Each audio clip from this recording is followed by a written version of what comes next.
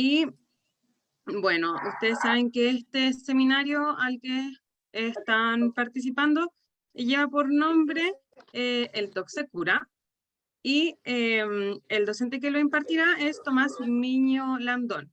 Ya, él es psicólogo clínico infanto-juvenil de la Pontificia Universidad Católica de Chile, tiene un magíster en psicología clínica infanto-juvenil de la Universidad de Chile, tiene un postítulo en el manejo clínico del estrés, la ansiedad y el TOC de la Universidad de Palermo, es miembro internacional, es miembro del International OCD Foundation, es miembro del International College of Obsessive Compulsive Spectrum Disorders, tiene una especialización en terapia cognitiva conductual para TOC en niños, adolescentes y jóvenes en Harvard Medical School, en Massachusetts General Hospital, y es director diplomático del trastorno obsesivo compulsivo de evaluación y tratamiento multidisciplinario e integral a través del ciclo vital en ADIPA. También es fundador de Hablemos de TOC.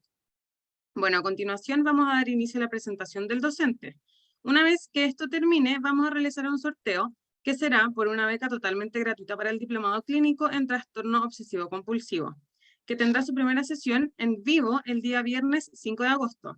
Los requisitos para obtener esta beca son, primero, ser profesionales del área de la salud mental, que busquen actualizar y potenciar sus competencias profesionales respecto al tema, o en su defecto, estudiantes del último año de psicología, psiquiatría o carreras afines. Y segundo, el sorteo se realizará solamente para las personas que hayan participado en toda la sesión, porque los invito, por lo que los invito a participar hasta el final, y así que todos tengan la oportunidad de ganarse este premio que se va a sortear, ¿ya? Finalmente, para los que estén interesados, todos quedan invitados a nuestra página web, en donde los seminarios como este que se han hecho anteriormente van a quedar guardados y que pueden ser de su interés también, y se van a subir el día de hoy junto con esta charla en www.adipa.cl/seminarios. También hay diferentes tipos de podcasts sobre los temas psicosociales, tanto en YouTube como en Spotify, buscando Adipados. Y comentarles que al final de la sesión del día de hoy se les va a enviar un link en el chat donde pueden optar a una certificación de este seminario. También les voy a compartir, cuando haga el sorteo, un código QR donde ustedes pueden acceder a esta misma certificación, ¿ya? Y todos puedan quedar con una certificación que les llegaría el día de mañana a sus correos, ¿ya? Así que sin nada más que agregar, le voy a dar el paso a Tomás. Tomás, ¿estás por ahí? Sí, acá estoy.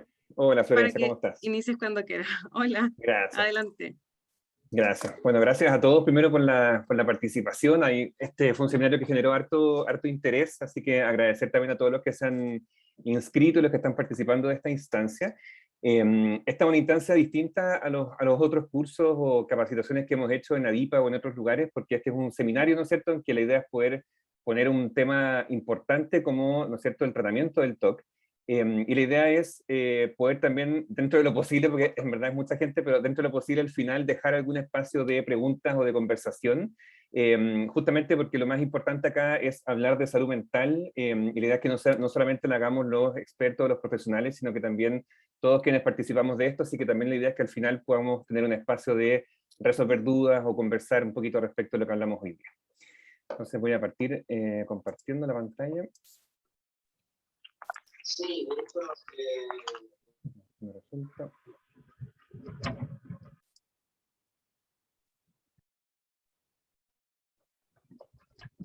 No sé si alguien me dice si se está viendo eso. Sí, sí, se ve perfecto.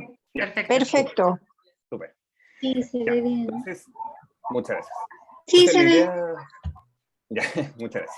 Entonces, la idea un poquito de la presentación de hoy día es conversar sobre esta temática, que es una temática que en general convoca muchas opiniones, muchos comentarios respecto de psicólogos, psiquiatras, neurólogos, neurólogos, etcétera, que en el fondo van aportando respecto a si efectivamente el TOC tiene cura o no tiene cura, digamos, que es la pregunta que nos convoca hoy día. Ahí ya hizo Fernanda la presentación, digamos, de quién soy yo, pero básicamente me quiero quedar en este espacio que tenemos nosotros de Hablemos de TOC, que es un espacio que tiene una página web, que es www.hablemosdetoc.cl, y el Instagram, que es hablemosdetoc.cl, que es un espacio abierto, gratuito, de información y de psicoeducación, tanto para niños, adolescentes, adultos, profesionales, personas de los colegios, etcétera, que quieran conocer información respecto al TOC, así que también encantados ahí si nos pueden ayudar a difundir. Y también director del diplomado clínico en TOC, que es una instancia nueva que se va a comenzar a dar este año, y es el primer diplomado en TOC que existe acá en Chile y uno de los mejores también en términos de Latinoamérica en base a la calidad docente de los profesionales que hemos invitado, que son más o menos los principales, ¿no es cierto?, investigadores y partícipes respecto de la comunidad del TOC a nivel mundial, y también dejar los invitados, ¿no es cierto?, a al final poder hacer este sorteo de la beca, ¿no es cierto?, del diplomado para que ojalá puedan alguien más también ahí poder participar del espacio. Entonces, vamos primero con la pregunta de si se cura o no se cura, que es un poco también lo que al final quiero como abrir la palabra para que lo vayamos conversando entre todos. Y esta es una pregunta un poco tramposa, ¿ya? Porque en realidad, obviamente que es una pregunta que genera duda, genera confusión, pero básicamente ¿por qué? Porque el término curar hace relación con hacer desaparecer o eliminar una enfermedad. ¿Ya? Esa es como la definición que uno conoce en términos clínicos de lo que es curar, ¿no es cierto? Curar una enfermedad, curar una herida, ¿no es cierto? Que es hacer desaparecer o eliminar una enfermedad o un padecimiento. Entonces, les decía que era una pregunta un poco compleja y un poco tramposa, porque específicamente cuando uno quiere, ¿no es cierto?, enfrentar una enfermedad con distintos medicamentos o tratamientos, tiene que ver justamente con enfrentar algo que nos genera una afectación en el cuerpo. Pero en el TOC es difícil responder esto, porque ahí no sabemos muy bien en el TOC qué es lo que tenemos que eliminar, ¿no es cierto? Porque en lo otro pueden ser bacterias, pueden ser gérmenes, pueden ser, digamos, organismos que vienen desde afuera que nos quieren afectar, ¿no es cierto?, en nuestra salud física. Pero en el caso del TOC, ¿no es cierto?, o de las enfermedades de salud mental, viene la duda de qué es lo que hay que eliminar para sanar, ¿no es cierto?, para curar. Y ahí es donde viene un poquito de esta complicación respecto a lo que es el TOC, porque el TOC es un conjunto de factores. ¿Ya? Acá no podemos pensar que efectivamente vamos a intervenir con el TOC respecto de algo puntual, que podemos ir, sacarlo, extirparlo poco menos y, ¿no es cierto?, generar una situación inmediata de cura, ¿no es cierto?, es porque es un conjunto de factores. Y acá hemos visto que los factores a nivel mundial, los que se han estudiado en las últimas investigaciones, dicen relación con distintos actores que confluyen, ¿no es cierto?, en el diagnóstico del TOC. Lo principal son la presencia de las obsesiones, ¿no es cierto?, que son estos pensamientos que las personas tienen, no porque quieran tenerlos, sino porque efectivamente son pensamientos que aparecen, que son pensamientos intrusivos, y que la persona quiera o no quiera tenerlos, son pensamientos que se quedan, ¿no es cierto?, pegados en su cabeza, y lo hacen sentirse nervioso, ¿ya? Y las compulsiones son, ¿no es cierto?, todas las conductas que pueden ser motoras o mentales, que la persona hace para eliminar, ¿no es cierto?, o neutralizar estos malos pensamientos, ¿ya? Por ejemplo, si tengo la obsesión de que algo malo le puede pasar a un familiar mío, la compulsión, ¿no es cierto?, va a ser tocar, no sé, 3 veces la puerta, o rezar, o decir una palabra, etcétera, que anule, ¿no es cierto?, esa obsesión. Y también dentro de este componente, que nosotros sabemos que la definición clínica del TOC es la presencia de obsesiones y o compulsiones, ¿ya? Porque efectivamente pueden haber presencia de ambas, o de una de las otras.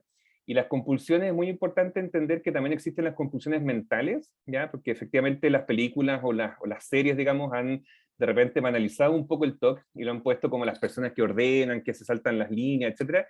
Pero también hay compulsiones que no son visibles, ¿ya? Que son las compulsiones mentales, que es poder rezar, decir palabras en silencio, etcétera, que finalmente puedan generar, ¿no es cierto?, este círculo obsesivo. Y además dentro de esto también está el factor ambiental. Efectivamente las investigaciones han demostrado y están haciendo un importante estudio respecto del efecto del ambiente, ¿ya? Del efecto desde lo perinatal en adelante, ¿no es cierto?, el ambiente familiar, las dinámicas familiares, y cómo el ambiente también social, económico, etcétera, puede favorecer o no en la presencia de sintomatología como un factor de riesgo. ¿Ya? El ambiente, o de hecho se ha estudiado mucho los elementos traumáticos asociados al TOC, o los elementos asociados a altos montos de angustia en la aparición de síntomas del TOC. Entonces el ambiente también es un factor importante a considerar. Y también aparecen los elementos neurobiológicos, que eso es un tema que también se ha estudiado bastante en términos de la aparición del TOC, y son componentes, ¿no es cierto?, que se han visto y se han estudiado, digamos, ciertas afectaciones en el cerebro, que ahí también las podemos ir conversando, pero son ciertos núcleos, ¿no es cierto?, y ciertas zonas del cerebro que se han visto que están más hiperfundidas, ¿no es cierto?, más hiperactivas, que es la zona prefrontal, ¿no es cierto?, y los núcleos de la base del cerebro, ¿no es cierto?, que se ha visto que están más activos. Y eso se ha visto que efectivamente pueden generar este ciclo vicioso, ¿no es cierto?, de la parte obsesiva, que se queda como en un bucle que cuesta poder cortar. Y por ello también hay toda una línea de trabajo respecto de los fármacos y cómo estos fármacos pueden ayudar en los elementos neurobiológicos del manejo del TOC. Y también está el elemento genético, ¿ya? Que ese es un tema que también está siendo de alto interés actualmente, sobre todo en los países de habla hispana. Ahora, en este momento, se está liderando la primera investigación internacional sobre la herencia genética del TOC en población hispana, ¿ya? Y ese es un estudio que está participando Chile, México, hay muchos países, digamos, que están participando respecto de eso, y justamente lo que se está evaluando es la herencia genética del TOC, ¿ya? ¿Qué tan genético es efectivamente el TOC? Si yo tengo un papá, un abuelo, una mamá, etcétera, que tiene TOC, ¿qué tan factible es que yo pueda tener TOC también? Y en eso también han avanzado muchísimo los estudios genéticos asociados al TOC. Y también dentro del TOC están los factores emocionales, ¿ya? Está súper estudiado que el TOC es un cuadro que puede aumentar su presencia o empeorar los síntomas en la medida que haya un aumento de ansiedad, de preocupaciones, de angustia, de estrés. Entonces está efectivamente muy ligado también a las emociones. Entonces, este breve resumen que les hice, un poco lo que tiene como fin es decir, bueno, ¿qué de todo esto, ¿no es cierto?, nosotros podemos eliminar para poder generar la cura del TOC, ¿ya? Podemos eliminar el ambiente, podemos eliminar la neurobiología, la genética, los pensamientos, las compulsiones, las emociones. Entonces, acá es donde se pone un poco más complejo el responder a esta pregunta, ¿ya? Porque efectivamente muchos pacientes llegan con esta duda, sobre todo los niños, los adolescentes, llegan con la duda de si esto va a ser para toda la vida o no, si esto es algo que me va a afectar toda la vida, si no voy a poder trabajar, si no voy a poder tener familia, si no voy a poder vivir tranquilo. Y efectivamente la duda es respecto de cuánto de esto se puede curar, cuánto de esto puedo superar. Entonces, específicamente lo que han demostrado, ¿no es cierto?, todas las investigaciones y en la línea de trabajo actual de todos los terapeutas de TOC a nivel mundial, que es una convención que hemos trabajado y que se ha hecho todos los terapeutas que trabajan en TOC, es justamente detenerse de todos estos conjuntos de factores, detenerse específicamente en las obsesiones, ¿ya?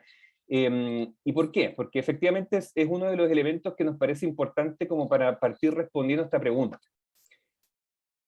Entonces, ¿cómo eliminamos estos factores para lograr la cura? ¿No es cierto? Podemos eliminar los pensamientos, la genética, la neurobiología. Entonces, lo que vamos a hacer para tratar de avanzar en responder esta pregunta es detenernos un poco en el primer elemento que es clave para comprender el tratamiento del TOC, y tiene que ver con cambiar de foco, ¿ya? Esto es muy importante y es un avance que se ha hecho en las investigaciones, pero también en la comprensión dinámica de lo que es el TOC, de cómo se comprende el TOC, ¿ya? Cómo se comprende el TOC, pero también cómo se comprende la salud mental, cómo se comprenden las enfermedades de salud mental, cómo se comprenden los trastornos mentales, y eso implica un cambio de foco que es extremadamente relevante para dar también una cuota de esperanza a los pacientes que tienen, ¿no es cierto?, patologías de salud mental.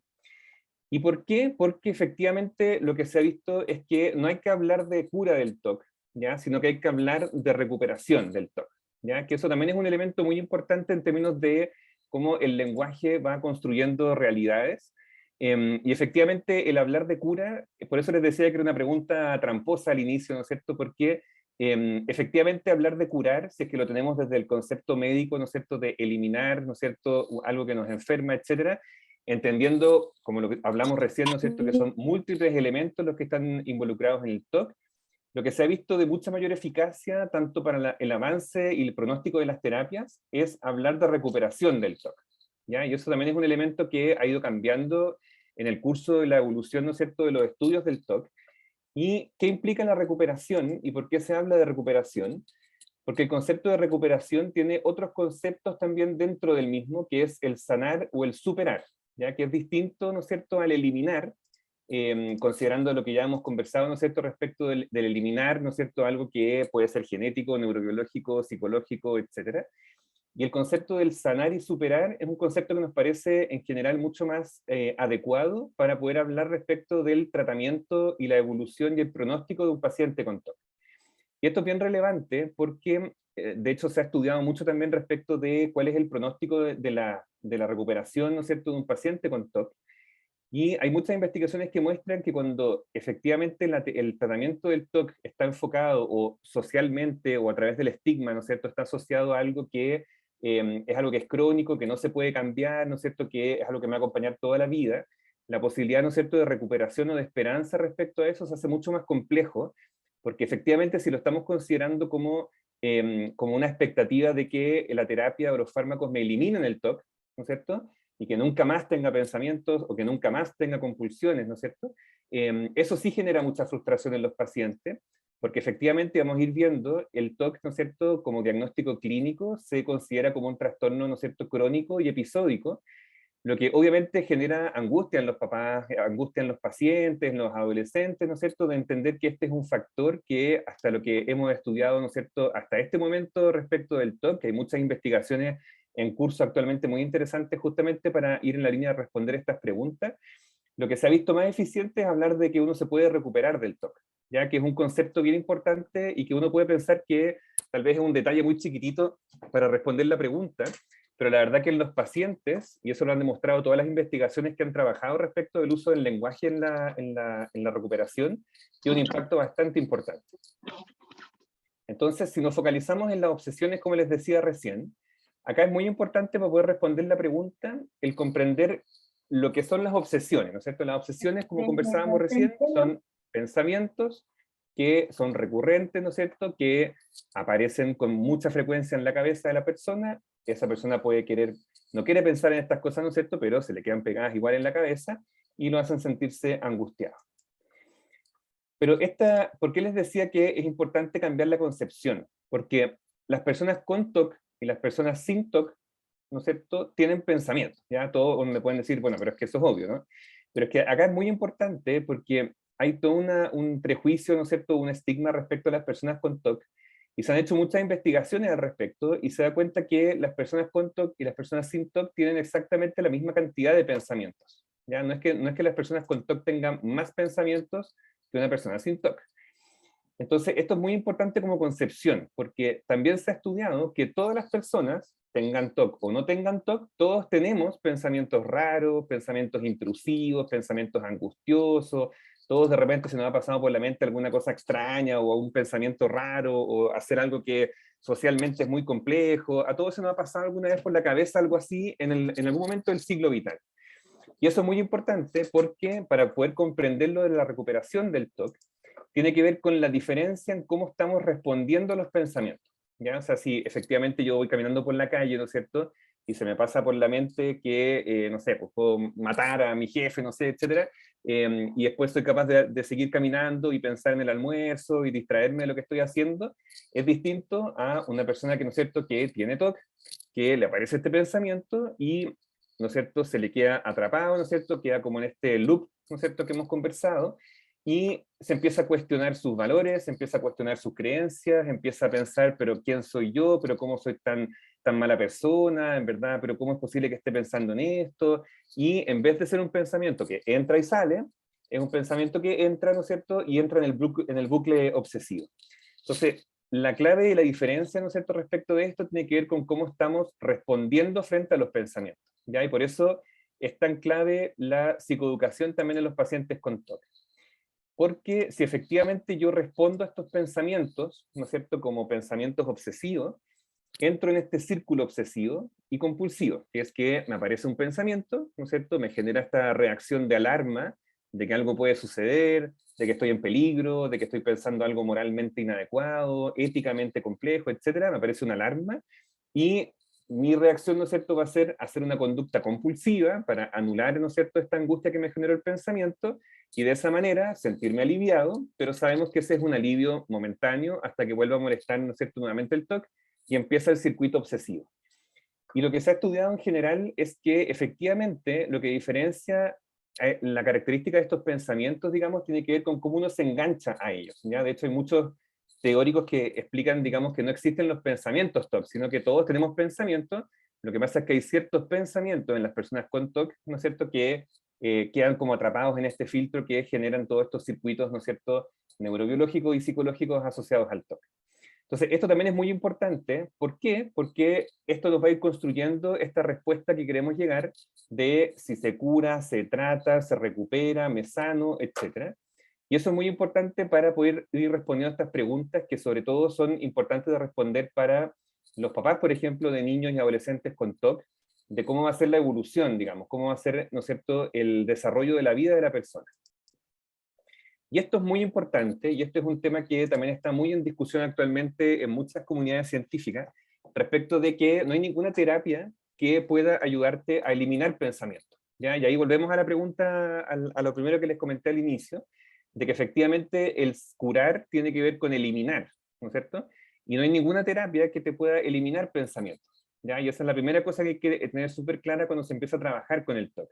Porque lo que nosotros queremos no es eliminar un pensamiento, sino que lo que queremos con la terapia es que la respuesta de la persona frente a ese pensamiento sea distinta, ¿ya? Porque pensamientos va a tener igual, son intrusivos, son automáticos, todos tenemos pensamientos en milimésimas de segundo, todos estamos pensando cosas a cada rato. Entonces, el tener la expectativa de que uno pueda eliminar estos pensamientos o eliminar, ¿no es cierto?, estas obsesiones o estas cosas que me angustian, es una expectativa que justamente genera mucha frustración en los pacientes que inician una psicoterapia en TOC, por ejemplo, porque lo que uno le va demostrando al paciente es que con la terapia adecuada, que íbamos a conversar también bien sintéticamente cuál es la terapia adecuada para lograr esto, uno va logrando que la manera, ¿no es cierto?, de enfrentarme a los pensamientos es distinta, ¿ya? Entonces, esto también es importante considerarlo, porque si bien es cierto, el concepto, ¿no es cierto?, de cura está asociado a eliminar, pero también, ¿no es cierto?, un mejor concepto de calidad de vida. Ahí es donde entra un poco el detalle, ¿no es cierto?, respecto de uno no puede eliminar los pensamientos, pero al saber enfrentarlos de manera distinta, ¿no es cierto?, al saber confrontar estos pensamientos y manejarlos de manera distinta, yo sí puedo lograr una mejor calidad de vida. Entonces, ¿no es cierto?, que esa es la gran pregunta que hacen todos los pacientes, ¿no es cierto?, y todos los pacientes que dicen, bueno, pero entonces, ¿qué, digamos? Como no puedo controlar los pensamientos, no puedo manejar los pensamientos, no puedo eliminarlos, ¿esto entonces tiene cura, no tiene cura? ¿Cuál es la respuesta frente a esta pregunta? Y es una de las cosas que uno tiene que sostener como terapeuta al inicio de la terapia, sobre todo en pacientes con TOC, ¿no es cierto?, niños, adolescentes o adultos, respecto de qué es lo que uno les puede ofrecer, ¿no es cierto?, a las personas con TOC, ¿ya? Porque la terapia, como ya ha quedado muy claro, ¿no es cierto?, no tiene el foco de eliminar pensamientos, ¿no es cierto?, o de curar para que eliminemos, ¿no es cierto?, elementos que puedan ser genéticos, biológicos, neurobiológicos, etc. Entonces, ¿qué es lo que hay que hacer?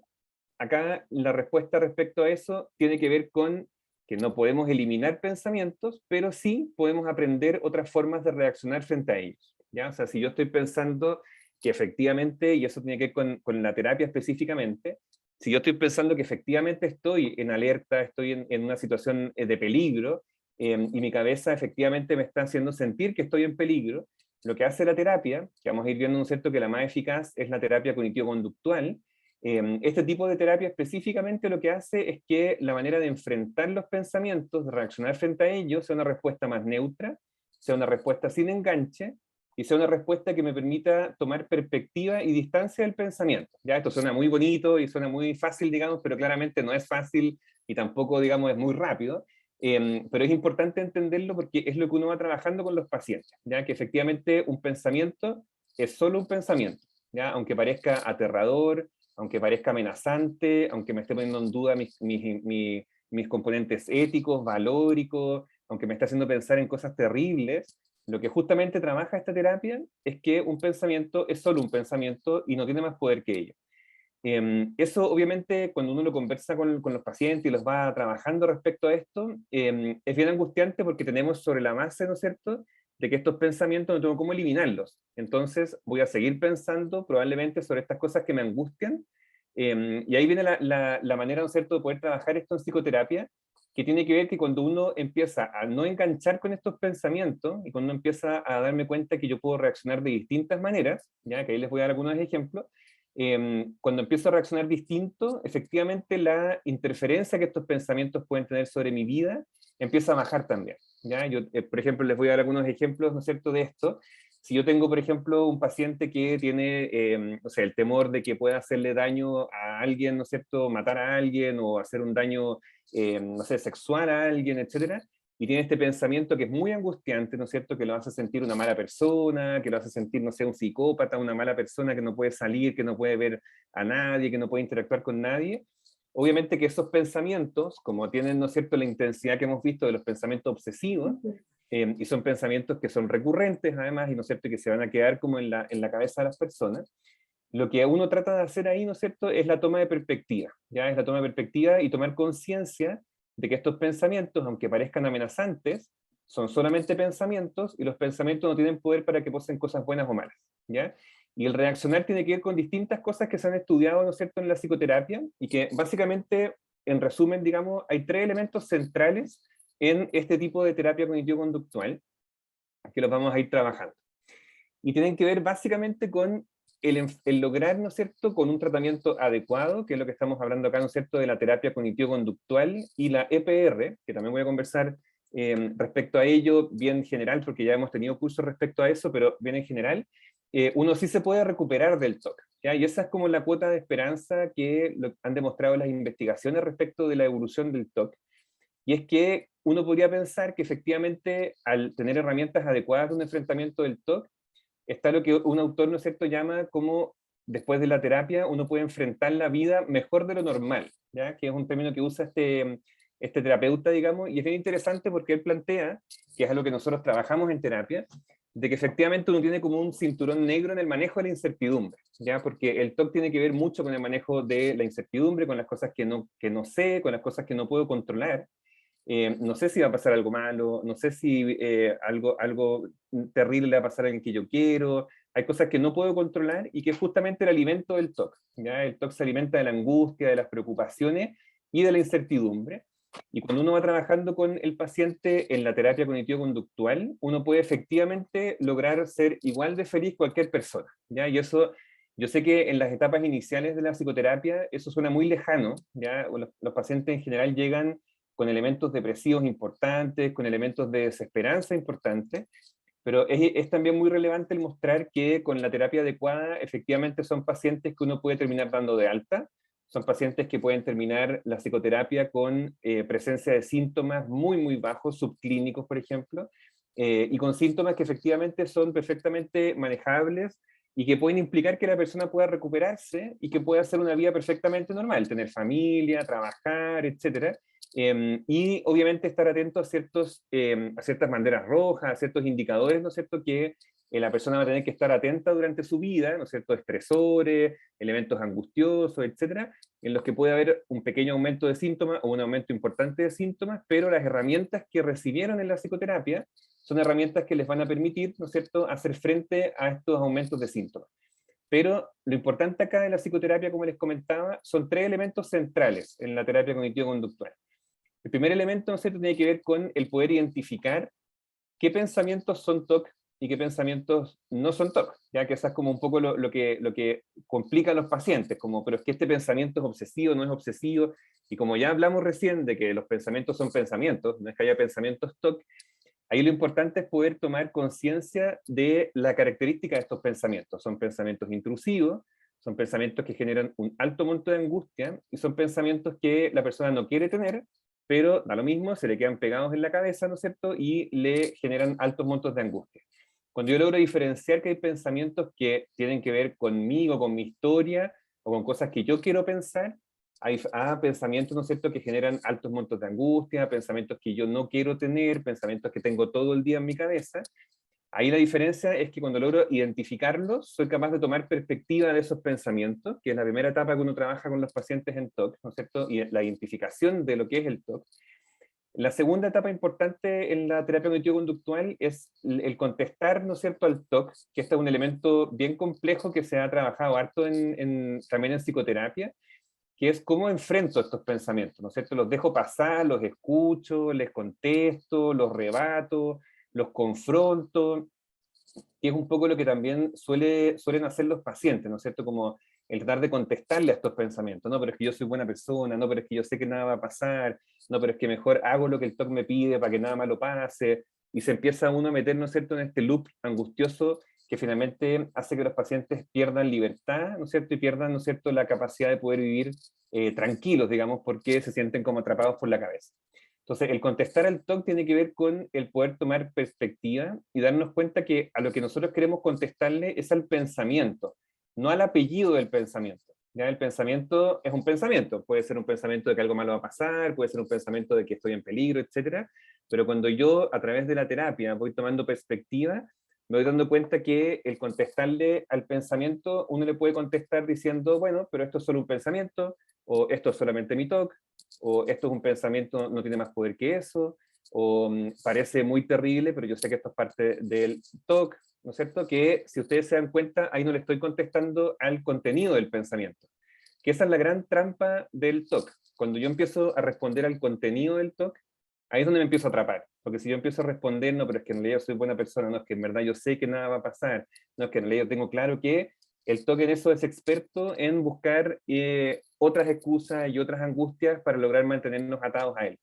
Entonces, gran parte de la terapia tiene que ver con el contestar a estos pensamientos, ¿no es cierto?, tomando la distancia adecuada y dándonos cuenta que efectivamente son solo pensamientos. Y la tercera clave respecto a la terapia tiene que ver con cómo lograr este enfrentamiento adecuado, ¿no es cierto? Que tiene que ver con, por ejemplo, si es que viene un pensamiento muy angustioso de que tengo que hacer algo para estar en calma, o que tengo que hacer algo para sentirme tranquilo, acá es donde vienen estos elementos de la terapia cognitivo-conductual que a veces suenan un poco fuertes, ¿no es cierto? O un poco como violentos, digamos, que tienen que ver con enfrentar lo que me genera angustia, ¿ya? Y es lo que se llama la EPR, que es la exposición y prevención de respuesta, que es una de las técnicas de la terapia cognitivo-conductual que ha demostrado mayor eficacia a nivel mundial en todas las investigaciones para el manejo del TOC, y que básicamente tiene que ver con exponerme a lo que temo y prevenir la respuesta, o sea, no hacer lo que el TOC me pide, ¿ya? También, obviamente, suena muy fácil, y no es nada de fácil hacerlo, y es, por ejemplo, si yo tengo que revisar 3 veces la ventana para quedarme tranquilo de que no entre alguien a robar a mi casa, lo que uno trabaja en la psicoterapia, ¿no es cierto?, es el que el paciente pueda enfrentarse a esta angustia, enfrentarse a la ventana, ¿no es cierto?, enfrentarse a lo que más teme y prevenir la respuesta, o sea, no hacer lo que el TOC le pide, que es, por ejemplo, no revisar 3 veces, ¿ya? Esto obviamente es un proceso gradual, es un proceso escalonado, no es de un día para otro, no se logra tampoco con mucha rapidez, ni con digamos, con un proceso que esté libre de angustia, digamos, es un proceso bien cansador, es un proceso que genera mucha angustia en los pacientes, pero cuando un paciente logra darse cuenta que no revisó 3 veces la ventana y que no le entraron a robar, o que no revisó 3 veces la ventana por varios días y no ha pasado nada malo, o que no ha tocado el interruptor 3 veces y en realidad sigue toda mi familia viva, digamos, cuando uno empieza a demostrar qué es lo que se llama, ¿no es cierto?, este aprendizaje nuevo, este nuevo aprendizaje en la cabeza, entre que lo que yo espero que va a pasar y lo que pasa, se genera como una discordancia entre lo que el TOC me decía que iba a pasar y lo que termina pasando.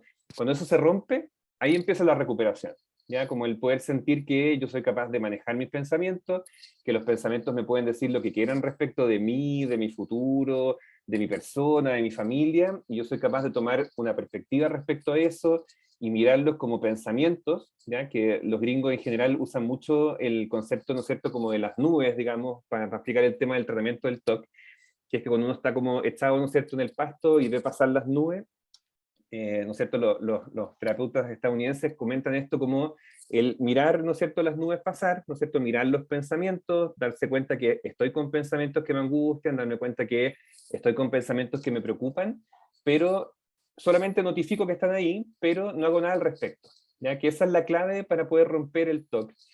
Y ahí viene un poco la respuesta respecto de la recuperación, ¿ya? Y tiene que ver con que estos pensamientos, como son pensamientos inmediatos, como son pensamientos, ¿no es cierto?, que todos tenemos, no podemos eliminarlos, pero sí, como vuelvo a insistir, tenemos la posibilidad, ¿no es cierto?, de hacer un enfrentamiento distinto frente a estos pensamientos.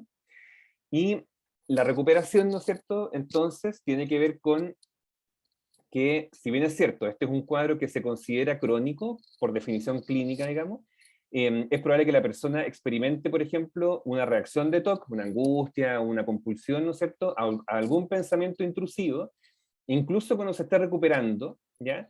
Y por eso es importante este concepto de que no podemos deshacernos del TOC, ¿ya? Porque como los pensamientos intrusivos están ahí, para todos, para el 100% de las personas, todos tenemos pensamientos intrusivos, no podemos deshacernos del TOC, pero lo que sí podemos hacer obviamente es tratar de no enganchar a lo que el TOC, ¿no es cierto?, nos quiere mostrar como un anzuelo. Entonces, acá es muy relevante que cuando uno empieza una psicoterapia, uno tiene que hacer una adecuada psicoeducación con la familia, con los papás, con el paciente, con los niños, con los adolescentes, explicando esto, ¿ya? Porque efectivamente hay mucho desconocimiento y hay mucho estigma o mucha sensación de no tener como conciencia de cómo es un tratamiento del TOC o cómo se supera un TOC, ¿ya?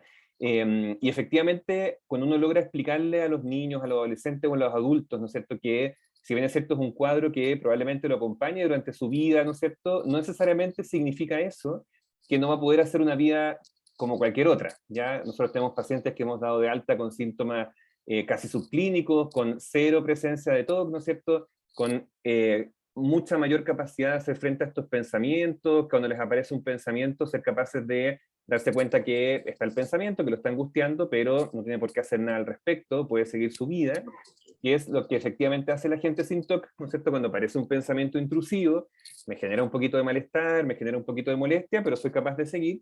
Justamente eso es lo que uno trabaja cuando tiene que responder la pregunta de si esto tiene cura o no, tiene que ver con la posibilidad de hacer un enfrentamiento distinto a los pensamientos, no con el foco de hacer que desaparezcan, sino que con el foco de poder manejarlos y enfrentarlos de manera distinta.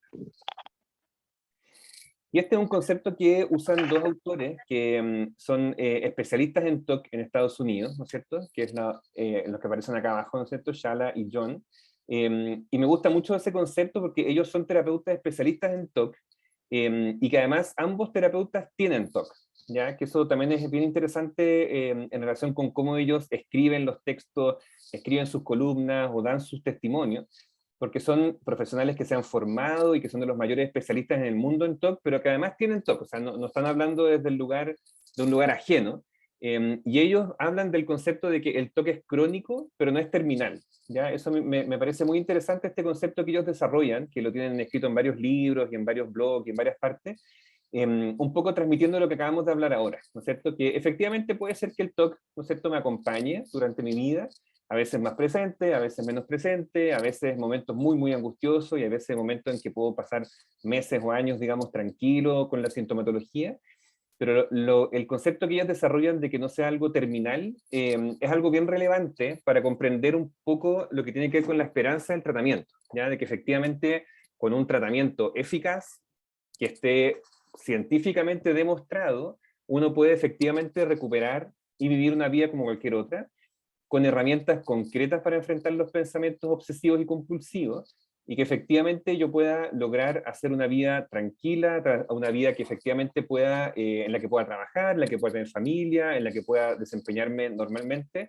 Y ese es un elemento muy importante dentro de la terapia y la recuperación, ¿no es cierto? El concepto de que, si bien es cierto en este momento, sobre todo en las fases iniciales del tratamiento del TOC, esto se ve muy lejano, ¿ya? Por eso quiero enfatizar en esto, porque se ve muy lejano, cuando uno está empezando el tratamiento del TOC, se ve casi imposible poder vivir sin TOC, se ve casi imposible poder vivir sin estar todos los días con pensamientos en la cabeza que no te dejan tranquilo, todo el día 24/7 sin poder estar tranquilo, sentirse como una marioneta, ¿no es cierto?, del TOC, que finalmente termino haciendo todo lo que el TOC me pide, y finalmente pierdo esta identidad, pierdo esta libertad, y finalmente termino viviendo en base a lo que el TOC me pide, que es esta sensación como de angustia, ¿no es cierto?, y de estar como atrapado respecto al TOC.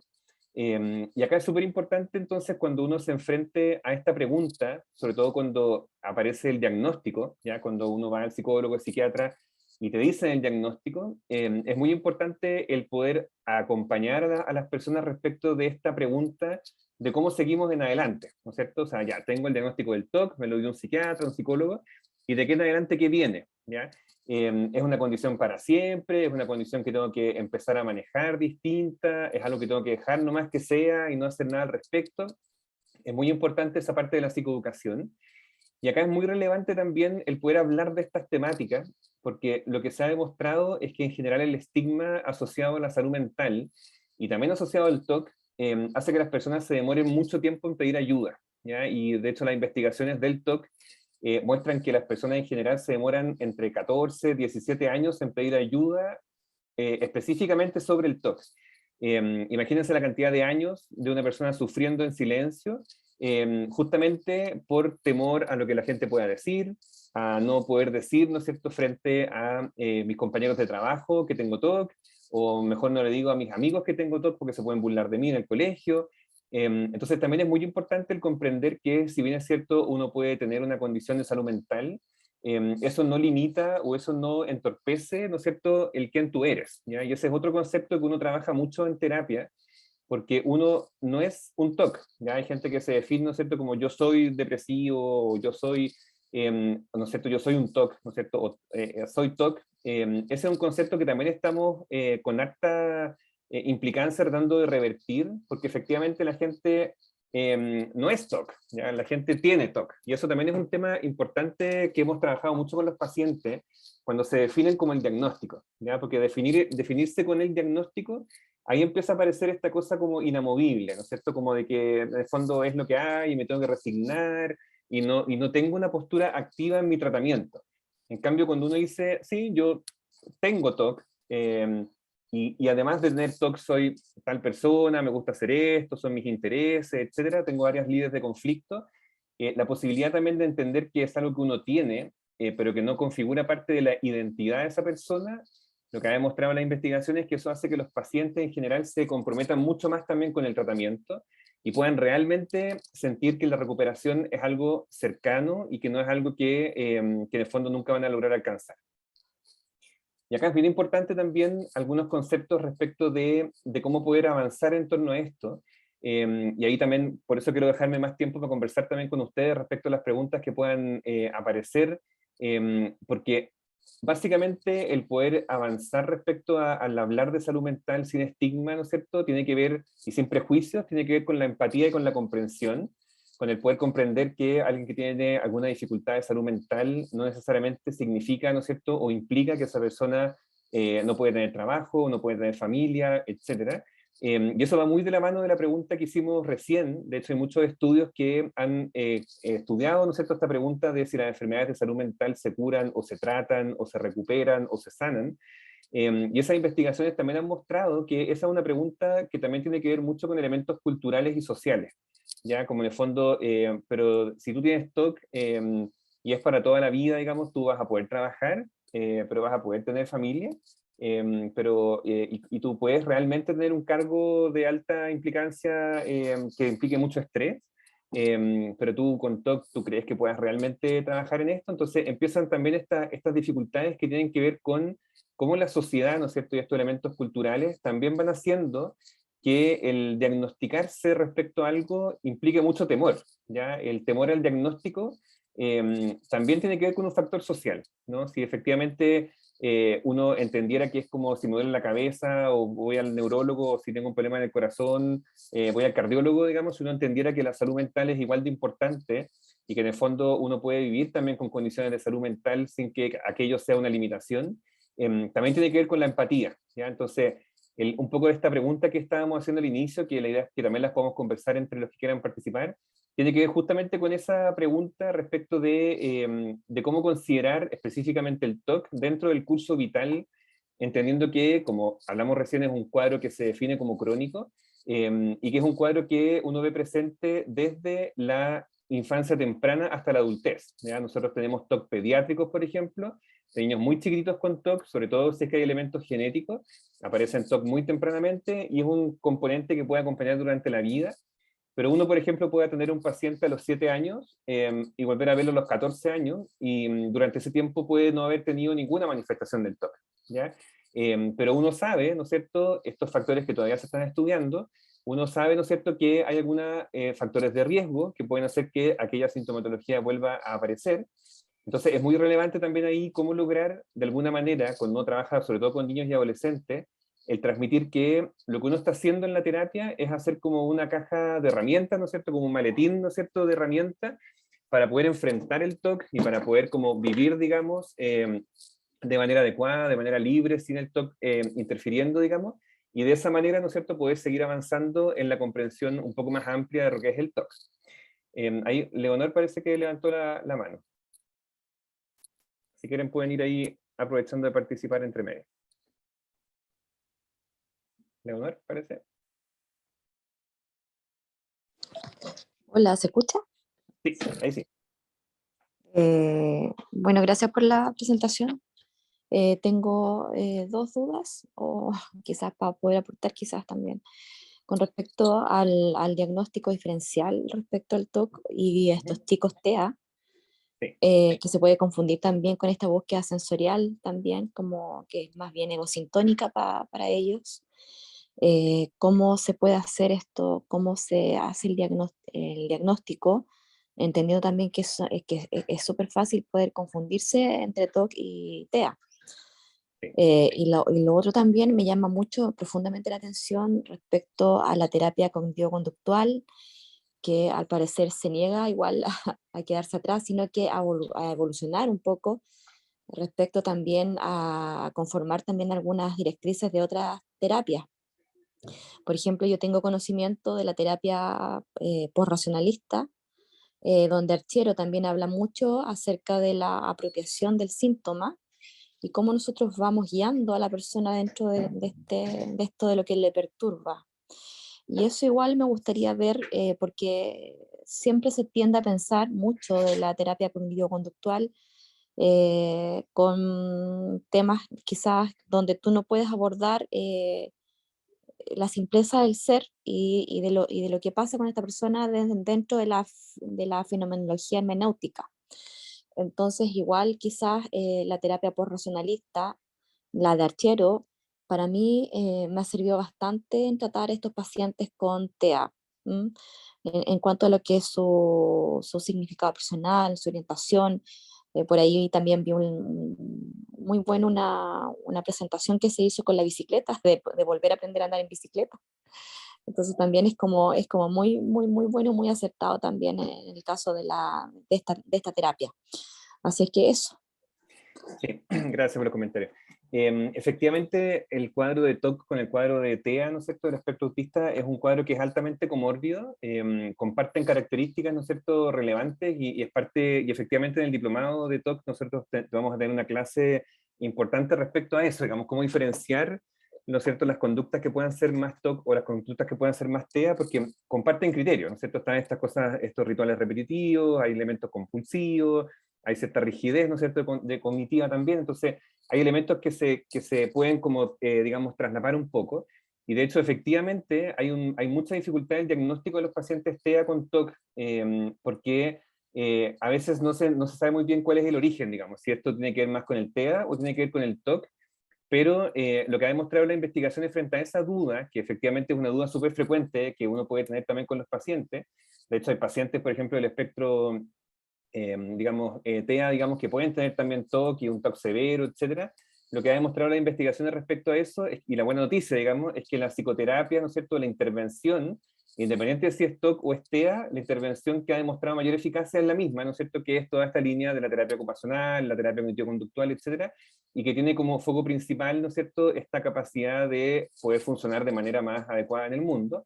Pero básicamente la diferencia ahí tiene que ver con, y depende también de los grados de mentalización, ¿no es cierto? Si logra tener conciencia de por qué hace las conductas, si las hace de manera automática o no, si genera angustia, cuánto, también hay un factor de tiempo, ¿no es cierto?, para poder diagnosticar un TOC, ¿no es cierto? Tiene que ser por lo menos más de 1 hora al día de compulsiones u obsesiones, tiene que estar obviamente descartada alguna condición médica, y también tiene que haber presencia, ¿no es cierto?, de obsesiones y o compulsiones, y que generan un alto nivel de angustia. Ya hay pacientes, como bien dijiste tú, en los pacientes del espectro TEA, que se ha visto también que hay ciertas conductas repetitivas, ¿no es cierto?, que son más bien conductas de autoestimulación o conductas de, no sé, pues digamos, para poder calmarse, etcétera, que no están asociadas necesariamente a montos de angustia como no están asociadas en el TOC.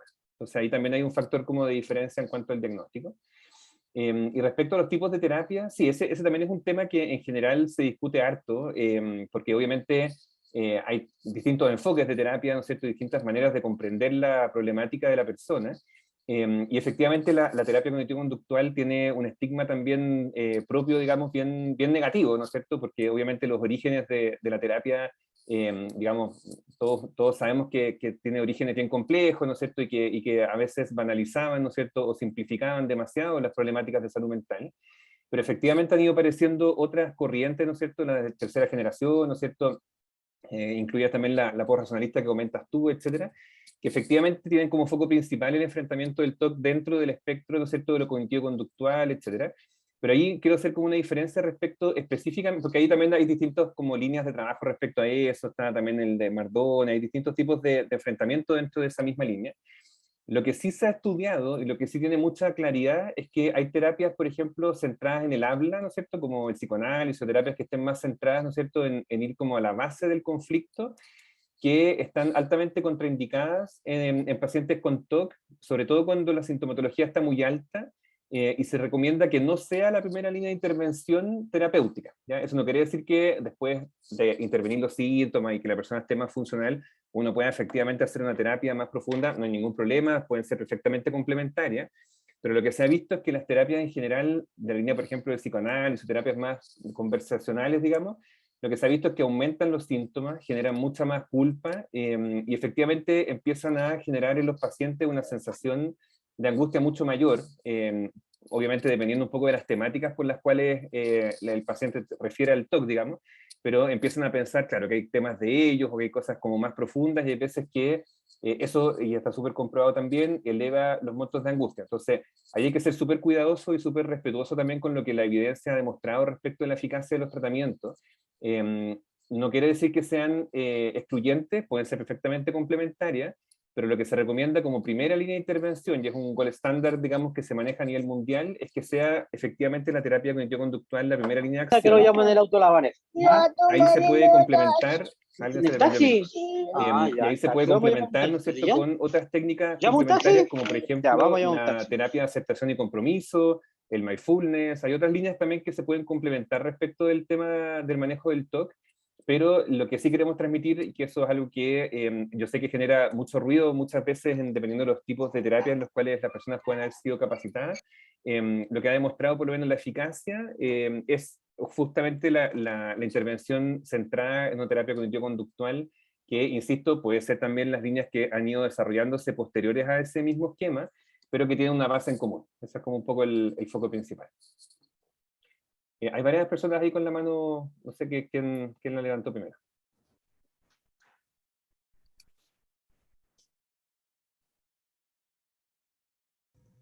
Hola, yo para seguir con la misma línea que estabas respondiendo, yo soy arte terapeuta y me estoy enfrentando en este momento a trabajar con apoyo de la psicóloga, la psiquiatra, con una niñita de 7 años que tiene TOC.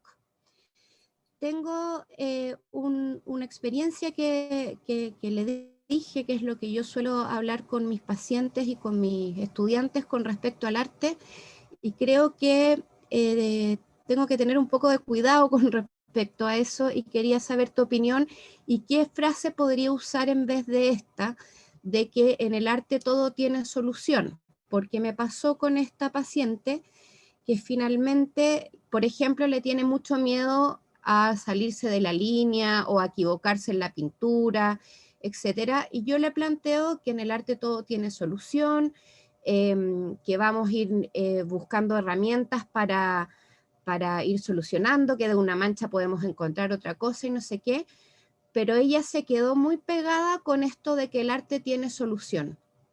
De hecho, lo ha reiterado en 2 sesiones cada vez que siente que se puede equivocar. Entonces creo que cometí un error al planteárselo así. ¿Qué consejo me podrías dar? Sí, gracias por tu pregunta. Yo creo que es súper importante entender, y en eso yo creo que cada vez los terapeutas hemos sido más claros respecto como de las intervenciones y la eficacia de las intervenciones.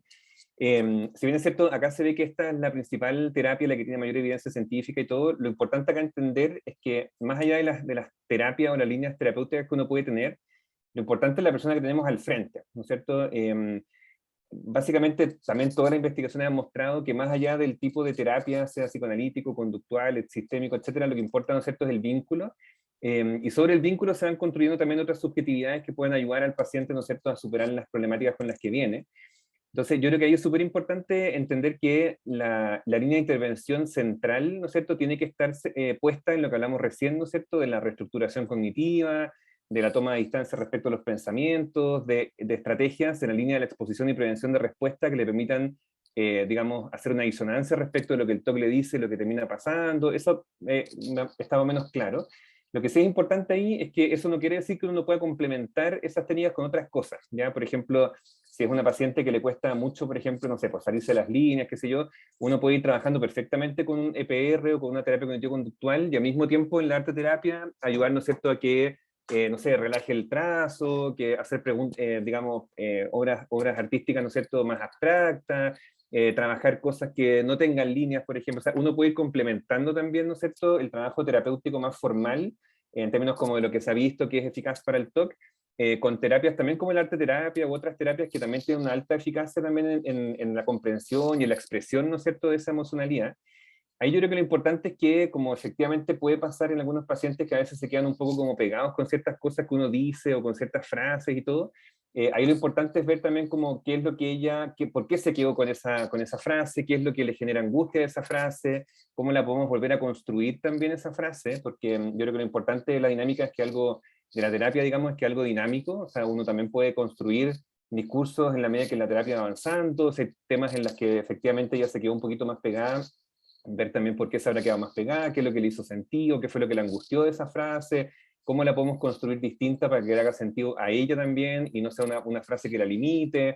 Yo creo que ahí lo importante son los elementos más vinculares también que le permitan al paciente darle significado y sentido a lo que estamos haciendo. Yo ahí soy súper enfático generalmente en los cursos y en las clases que me toca hacer, digamos, que la terapia no es aplicar un manual para todos los pacientes por igual, porque uno está presente frente a distintas personas, realidades, contextos y todo, y lo que tiene que primar por sobre la técnica es el vínculo, ¿ya? O sea, si a mí no me sirve nada ser experto en terapia cognitivo-conductual si efectivamente no veo que hay una persona atrás del síntoma, si no me doy cuenta de la subjetividad, de la angustia, de lo que le está preocupando, de lo que me trae a la sesión, si yo voy directo con mi foco y no me importa nada lo que le pasó en la semana y empiezo a aplicar la técnica y todo el cuento porque eso es lo que funciona y qué sé yo, eso claramente va muy contrario a lo que uno espera que suceda en este tipo de intervenciones.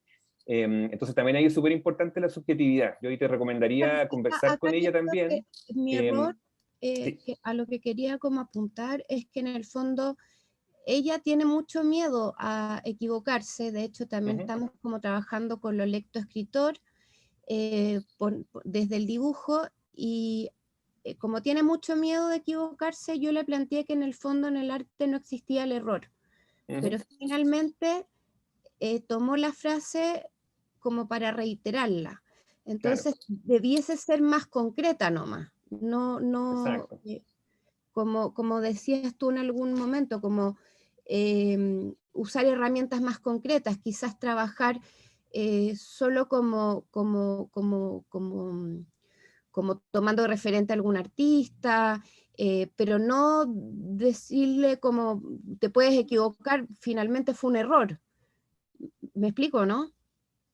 No sé si muy bien, pero yo creo que lo importante acá es poder transmitirle, porque lo que también uno trabaja con los pacientes con TOC es el tema de la reestructuración cognitiva y la flexibilidad cognitiva, en el fondo, que ellos puedan abrir un poco también sus perspectivas, que puedan comprender cosas distintas, porque tienden, obviamente, en el intento de control, ¿no es cierto?, tienden a centrarse y como focalizarse en ciertas temáticas. Yo creo que ahí lo importante, claro, como dices tú, es irse a cosas más concretas tal vez salirse un poco de si es que ella está muy pegada en esa temática, tratar de ayudarla a que salga de ahí también, porque efectivamente se pueden transformar también discursos más compulsivos o temáticas que se empiezan como a rigidizar, y lo importante es poder sacarla de ahí, poder ayudarla a sacar un poco el foco, y también transmitirle un poco, yo obviamente lo que tú le transmitiste de base está muy bien, digamos, y obviamente lo que le transmitiste de base está perfecto, digamos, pero lo importante es ver por qué le llegó a ella de esa manera, cómo lo comprendió, y cómo también su día a día, porque eso también es súper importante, el día a día de las personas con TOC está muy teñido del TOC, entonces a veces uno interviene, o a veces uno hace un comentario, o a veces uno sugiere algo desde la perspectiva de alguien sin TOC, y es muy distinta, digamos, porque a veces uno dice cosas que a ellos no les hacen sentido, o que a veces generan mucho más angustia, entonces ahí es súper importante cuando un paciente se queda pegado a una temática, o empieza a referir, ¿no es cierto?, angustia frente a algo, poder indagar también, y como dices tú también, poder aterrizarlo en cosas más concretas, que le signifiquen una interpretación distinta de lo que está viviendo. Ok, muchas gracias. Ya. Denle nomás otra preguntita. Hola, soy Marcela, soy estudiante de psicología y quería referirme a la parte donde usted comentó que obviamente las personas no son un diagnóstico, a lo cual estoy completamente de acuerdo. Yo tengo una página de psicología y siempre trato de incentivar eso, pero ¿qué pasa cuando el mismo paciente, o en mi caso he visto muchas personas que se sienten fielmente representadas por su diagnóstico? O sea, he tenido amigas y compañeras que, no sé, por ejemplo, tienen TLP y ellas se definen como eso. Entonces, ¿qué pasa si a mí me toca un paciente que ya viene con eso internalizado y se siente fielmente como su diagnóstico, cuando obviamente el diagnóstico no define a las personas? ¿Cómo podría abarcar esa situación sin pasar a llevar su pensamiento y que genere desconfianza y quiebren el vínculo? Esa es buena pregunta, porque generalmente la terapia cognitivo-conductual también lo que sugiere es que uno hable del TOC, ¿no es cierto? Como tampoco uno ahora no le va a poner diagnóstico a las cosas y nada, uno tiene que hablar del TOC, que la persona entienda lo que es el TOC, o sea, uno también habla del diagnóstico. Lo importante ahí es que es el significado que la persona le da al diagnóstico, ¿ya? Porque efectivamente si yo sé que tengo TOC, por ejemplo, y tengo esa comprensión de lo que es el diagnóstico, el tratamiento, de qué se trata, conozco mis puntos débiles, conozco, etcétera, la terapia, si lo conozco, pero efectivamente no es una limitación para mí, o no es una identidad que me hace inamovible para poder seguir avanzando, creciendo, proponiéndome cosas nuevas, buscando desarrollos en mi personalidad, etcétera. Ahí está la diferencia. O sea, si yo el diagnóstico lo uso como un ancla, digamos, para decir, pucha, acá estoy, no me puedo mover y esto es lo que hay, eso es distinto, y ahí obviamente hay que trabajarlo con el paciente a ver qué concepción tiene esa persona, ¿no es cierto?, del diagnóstico, por qué es importante para esa persona el diagnóstico, qué significa para ella tener TOC o para él tener TOC, ¿no es cierto?, por qué se ve representado o identificado con eso. Yo creo que efectivamente si hay alguien, yo tengo varios pacientes también que efectivamente hablan del TOC así abiertamente y no genera mucha complicación, y yo creo que lo importante es no quedarse como tan pegados en relación con si eso no es el TOC. Yo creo que lo importante es ver que esto no sea una limitación para la persona. Esa es la clave principal. Y si la persona lo trae como parte de su identidad, hay que ayudarla a construir que obviamente el diagnóstico, sobre todo los diagnósticos de salud mental que son crónicos, van a ser parte de la identidad, pero que no sean la identidad completa, sino que sea una parte de quién es, pero claro, esa persona tiene TOC, digamos, ¿no es cierto? Pero además es otras cosas más también, es hijo, es mamá, etcétera, profesional. Entonces, también ver cómo al lograr que eso no totalice, ¿no es cierto?, su desarrollo de identidad. Yo creo que esa es la parte más fundamental, pero tampoco ponerse a pelear respecto de que en el fondo no eres o si eres. Yo creo que hay que ir a la parte subjetiva de cuánto la persona también a veces lo calma eso. Hay pacientes que necesitan saber su diagnóstico para entender lo que les pasa. ¿Ya? Yo tengo muchos pacientes también que cuando les diagnosticamos el TOC dicen como, pero qué alivio, digamos, esto es, no me estoy volviendo loco, en verdad, esto es lo que me pasa, ahora entiendo. Entonces, a lo que voy yo con el tema del diagnóstico es cuando está asociado a una limitación. Pero si el diagnóstico me permite calma, me permite, no sé, sentirme más tranquilo, comprendido, etcétera, obviamente que también tiene elementos importantes el saber lo que a uno le pasa, y ese es un derecho también de los pacientes de poder comprender el diagnóstico. Perfecto, muchas gracias. Hola, ¿se me escucha? Sí, perfecto. Bueno, no sé si había alguien antes, pero mi pregunta es bastante corta. Mira, la verdad conozco a una persona que tiene TOC y fue diagnosticada hace poquito. Yo quería saber si tú me recomiendas mandarle la grabación cuando esté disponible, que hablaste igual de la psicoeducación, pero yo no sé, creo que depende mucho de cada persona, como si se lo puede asustar. No sé si me recomiendas compartirle este contenido para que ella entienda mejor lo que tiene.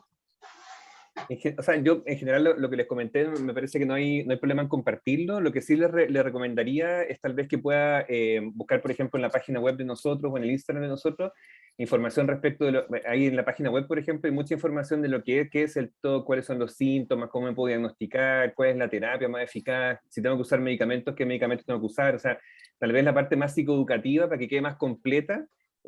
Tal vez, además de la presentación, si quieres compartírsela, también le puedes dar la posibilidad de ingresar a estas plataformas, que son básicamente de psicoeducación en un lenguaje accesible, comprensible, y que también pueden ayudarla a comprender en el fondo a qué es lo que se está enfrentando y qué es lo que va, ¿no es cierto?, a trabajar en la terapia. Entonces tal vez le podrías compartir también nuestras plataformas, que son básicamente para eso, de psicoeducación, de comprender qué es lo que se viene, cómo va a ser la terapia, cuál es el pronóstico, etcétera. Así que también podrías compartirle esa instancia. Ya, ok. Muchas gracias. Súper. Hola, buenas noches. Sabes que yo me conecté a la charla. Yo tengo un hijo que tiene TOC y tengo otro hijo que tiene TEA. Mi hijo que tiene TOC, cuando era chico tenía déficit atencional con hiperactividad. Y después, como a los 13 años, empezó con este TOC como de contacto. Y ahora mi hijo tiene 18. Bueno, y sigue con el mismo tema. Hicimos terapia, con medicamentos, con todo, pero ya él está como en una situación también como de angustia, pero también no quiere los medicamentos, no quiere terapia, dice que lo va a solucionar él solo. También hay como un componente bien complicado, así como por lo que mismo decía, porque la gente como que se mira como que es solamente eso, como dejan de ver como sus otras cualidades. Y también yo quería como saber como esto de las comorbilidades. Por ejemplo, ¿cómo hay relaciones entre el déficit atencional y el TOC? Porque, no sé, por ejemplo, hay gente que tiene déficit atencional y, por ejemplo, no se acuerda, por ejemplo, si cerró la puerta, si cerró el gas, si cerró esto, si cerró lo otro, que se le pierden las llaves, o distintas cosas. Y quería saber eso, y también, no sé si podría ser como un consejo, pero bueno, mi hijo que tiene TEA, tiene 10, y también como que lo veo así como verificando muchas cosas siempre.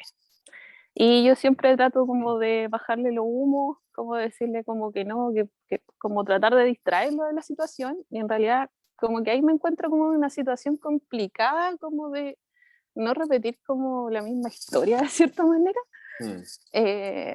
Entonces esa es como mi consulta. Sí, no, gracias por compartir tu experiencia. Efectivamente, la comorbilidad, como lo conversamos también ahí, entre el TEA y el TOC es súper alta, porque efectivamente, como hablamos recién, hay ciertas rigideces cognitivas, hay ciertas conductas estereotipadas, conductas compulsivas, entonces muchas veces cuesta mucho diferenciar qué es primero, ¿no es cierto?, o qué es producto de qué. Pero efectivamente, como comentábamos ahí también, las intervenciones asociadas, terapéuticas, digamos, asociadas al TOC y TEA son en la misma línea de intervención y son altamente eficaces. Se ha estudiado mucho a pacientes con TEA y con TOC y son altamente permeables, ¿no es cierto?, a terapias cognitivo-conductuales y tienen una remisión de síntomas bien importante. Entonces ahí la sugerencia, ¿no es cierto?, es comenzar con terapias de esa línea y sobre todo también con terapeuta ocupacional que pueda acompañar, ¿no es cierto?, ese proceso terapéutico. Y en caso de que sea muy alta la interferencia, sobre todo en los pacientes con TEA, se ha visto muy beneficioso el uso de fármacos también, sobre todo en la parte más impulsiva, en la parte un poco más obsesiva, pero siendo obviamente siempre lo más importante la parte terapéutica.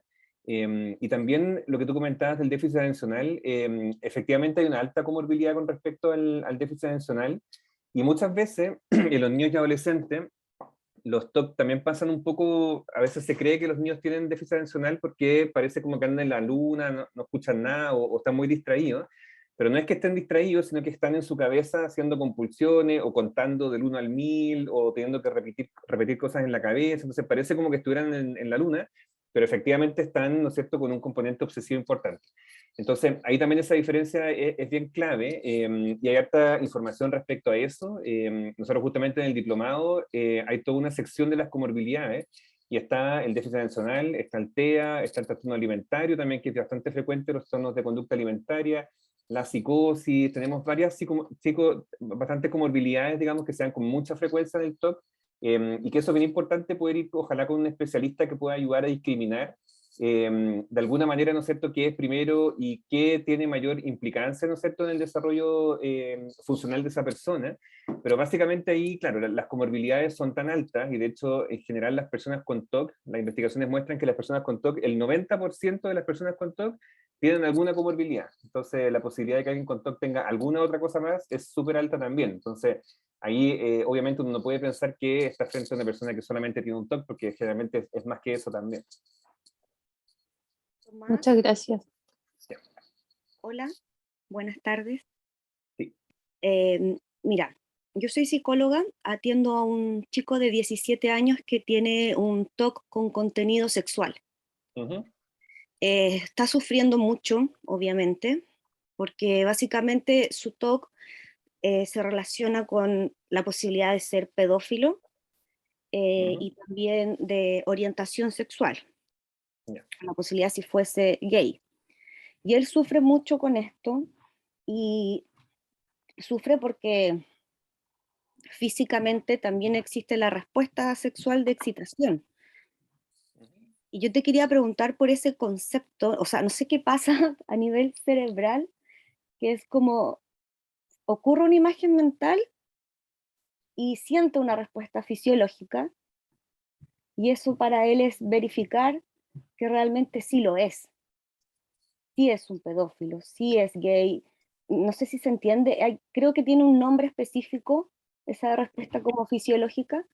Sí.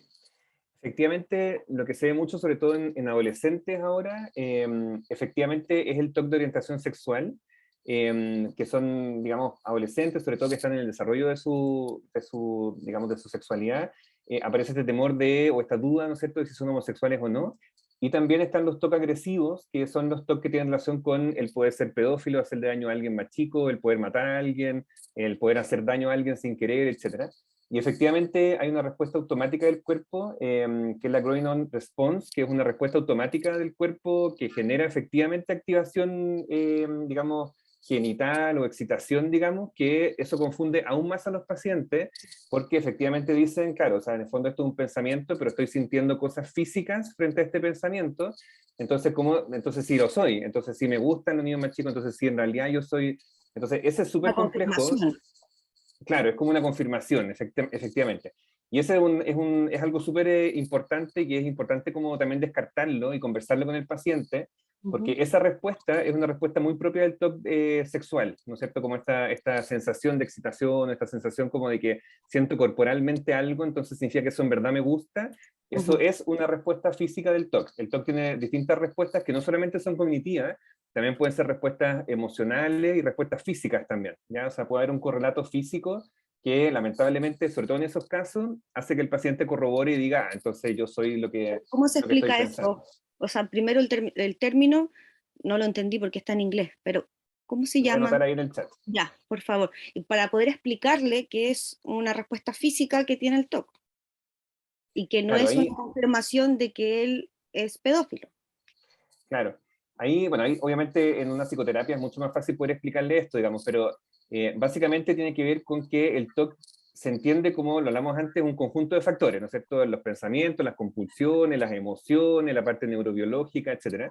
Y ese conjunto de factores efectivamente puede generar que un paciente tenga pensamientos obsesivos, que tenga compulsiones, que también tenga respuestas físicas. Hay pacientes que a veces sienten, no sé, pues esta excitación sexual, ¿no es cierto? O pacientes que sienten efectivamente que le está dando un ataque al corazón, o pacientes que sienten que les duele mucho la cabeza y le está dando un cáncer en el cerebro, etcétera, y que son respuestas psicosomáticas asociadas, ¿no es cierto?, a esta respuesta neurobiológica del cerebro, y particularmente con esta respuesta como de excitación, que es más o menos la traducción, digamos, en el TOC, que son respuestas como de excitación, y que eso está también bastante comprobado, y hay que explicarles que esa es la parte difícil, porque si es que no está en terapia, él obviamente va a escuchar esto, pero como el TOC es bastante irracional, puede ser que para uno sea muy racional explicarle esto, pero para el paciente va a ser, bueno, pero es que si yo lo siento, esto es verdad.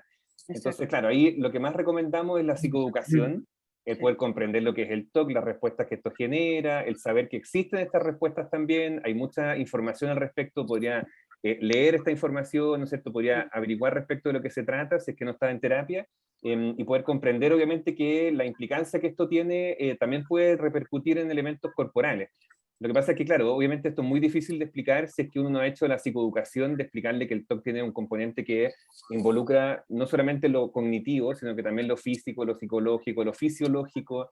Son pacientes que efectivamente tienen respuestas fisiológicas asociadas al TOC también. Y esa es una de las más complejas dentro del TOC sexual, digamos, o de orientación sexual, porque, como dices tú, confirma el pensamiento.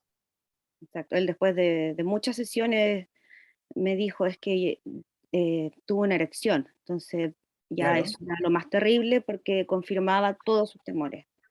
Claro, ahí es súper importante poder explicarle, ¿no es cierto?, el tema de la EPR, ¿no es cierto?, de la exposición y prevención de respuesta, y ahí en general la terapia lo que hace frente a eso, que obviamente es una terapia que hay que explicarle por qué se va a hacer de esa manera y todo. Si uno tiene, por ejemplo, el temor no sé, por ser pedófilo, por ejemplo, lo que hace la terapia habitualmente, después de toda la psicoeducación y empezar a trabajar la exposición y prevención de respuesta, uno empieza a trabajar lo que se llama la desensibilización sistemática, que es que uno empieza a exponer al paciente a estos estímulos, ¿ya? O sea, efectivamente uno le ve un video de niños, muestra una película de niños, le pide que lo acompañe la mamá, no sé, a la plaza, a dar vueltas, o sea, lo que uno le demuestra es que si es que tú sigues evitando, porque en el fondo la evitación lo que hace es como confirmar el TOC también, o sea, mientras más yo evito lo que temo, es porque en alguna parte tal vez eso es real. Pero si yo me enfrento, que es exactamente igual que si es que toco o no toco el interruptor para ver si algo malo pasa, es exactamente lo mismo que se trabaja también con, que una de las preguntas que estaba viendo ahí también, cómo se trabaja cuando no hay compulsión, digamos, sino que hay obsesión y todo, que son como los TOC puros, ¿no es cierto?, que son solamente obsesivos, que siempre igual hay algo compulsivo ahí, pero tiene que ver con la exposición. Entonces uno puede exponer, puede hablar del tema, puede ver monitos de personas, niños, etcétera, hasta que el cerebro vaya dándose cuenta que en verdad esto es solamente un niño y que no hay una connotación atrás de que me guste o no me guste, pero la manera de hacerlo también es con la exposición. ¿Ya? Sí. Y ahí hay todo un protocolo también de cómo se expone, si quieres ahí nos puedes escribir por interno, pero hay todo un protocolo de cómo se expone a un paciente a un TOC sexual con contenido de respuesta de excitación también, que es como una cosa bien específica y bien gradual también, porque obviamente genera mucha angustia también. Sí. Muchas gracias. Ya. Hola, buenas. Sí. Mira, quería saber la diferencia entre el TOC y el trastorno de personalidad obsesivo-compulsivo. Siempre parece que se superponen, ¿o no? A veces me cuesta entender. Sí, buena pregunta. Okay. Efectivamente son concepciones clínicas distintas en términos como de la concepción clínica, digamos, pero efectivamente puede haber un paciente que tenga un trastorno de personalidad obsesiva y que además tenga TOC, que es lo que tú dices de que se superponen. El TOC tiene que ver con la presencia de síntomas, ¿no es cierto? Como esto de que si tengo obsesiones o compulsiones, cuánta angustia me generan. Y el trastorno de personalidad, ¿no es cierto?, tiene que ver con los rasgos de personalidad, con elementos que tienen que ver mucho más asociados también a estos rasgos un poco más anancásticos, de perfección, de orden, de rigidez, etcétera, que tienen elementos más relacionados como con el desarrollo de la personalidad. En cambio, el TOC tiene que ver con algo mucho más sintomático relacionado con la obsesión y con la compulsión. Pero el trastorno de personalidad tiene que ver con esto de ser personas, no sé, muy ordenadas, muy estructuradas, muy anancásticos muy extremos también, o que todo tiene que estar puesto de una manera. Eso no tiene que ver tanto ni con obsesiones ni con compulsiones, sino que con rasgos de personalidad que son obsesivos compulsivos también. Y también en el diplomado tenemos también esa diferencia, y hay una clase completa sobre eso también, de qué es lo que es el TOC y cómo se puede diferenciar también el trastorno de personalidad obsesiva. Pero tal como dices tú, se pueden sobreponer perfectamente, porque una cosa es rasgos o personalidad, y otra cosa son síntomas como lo son el TOC, digamos.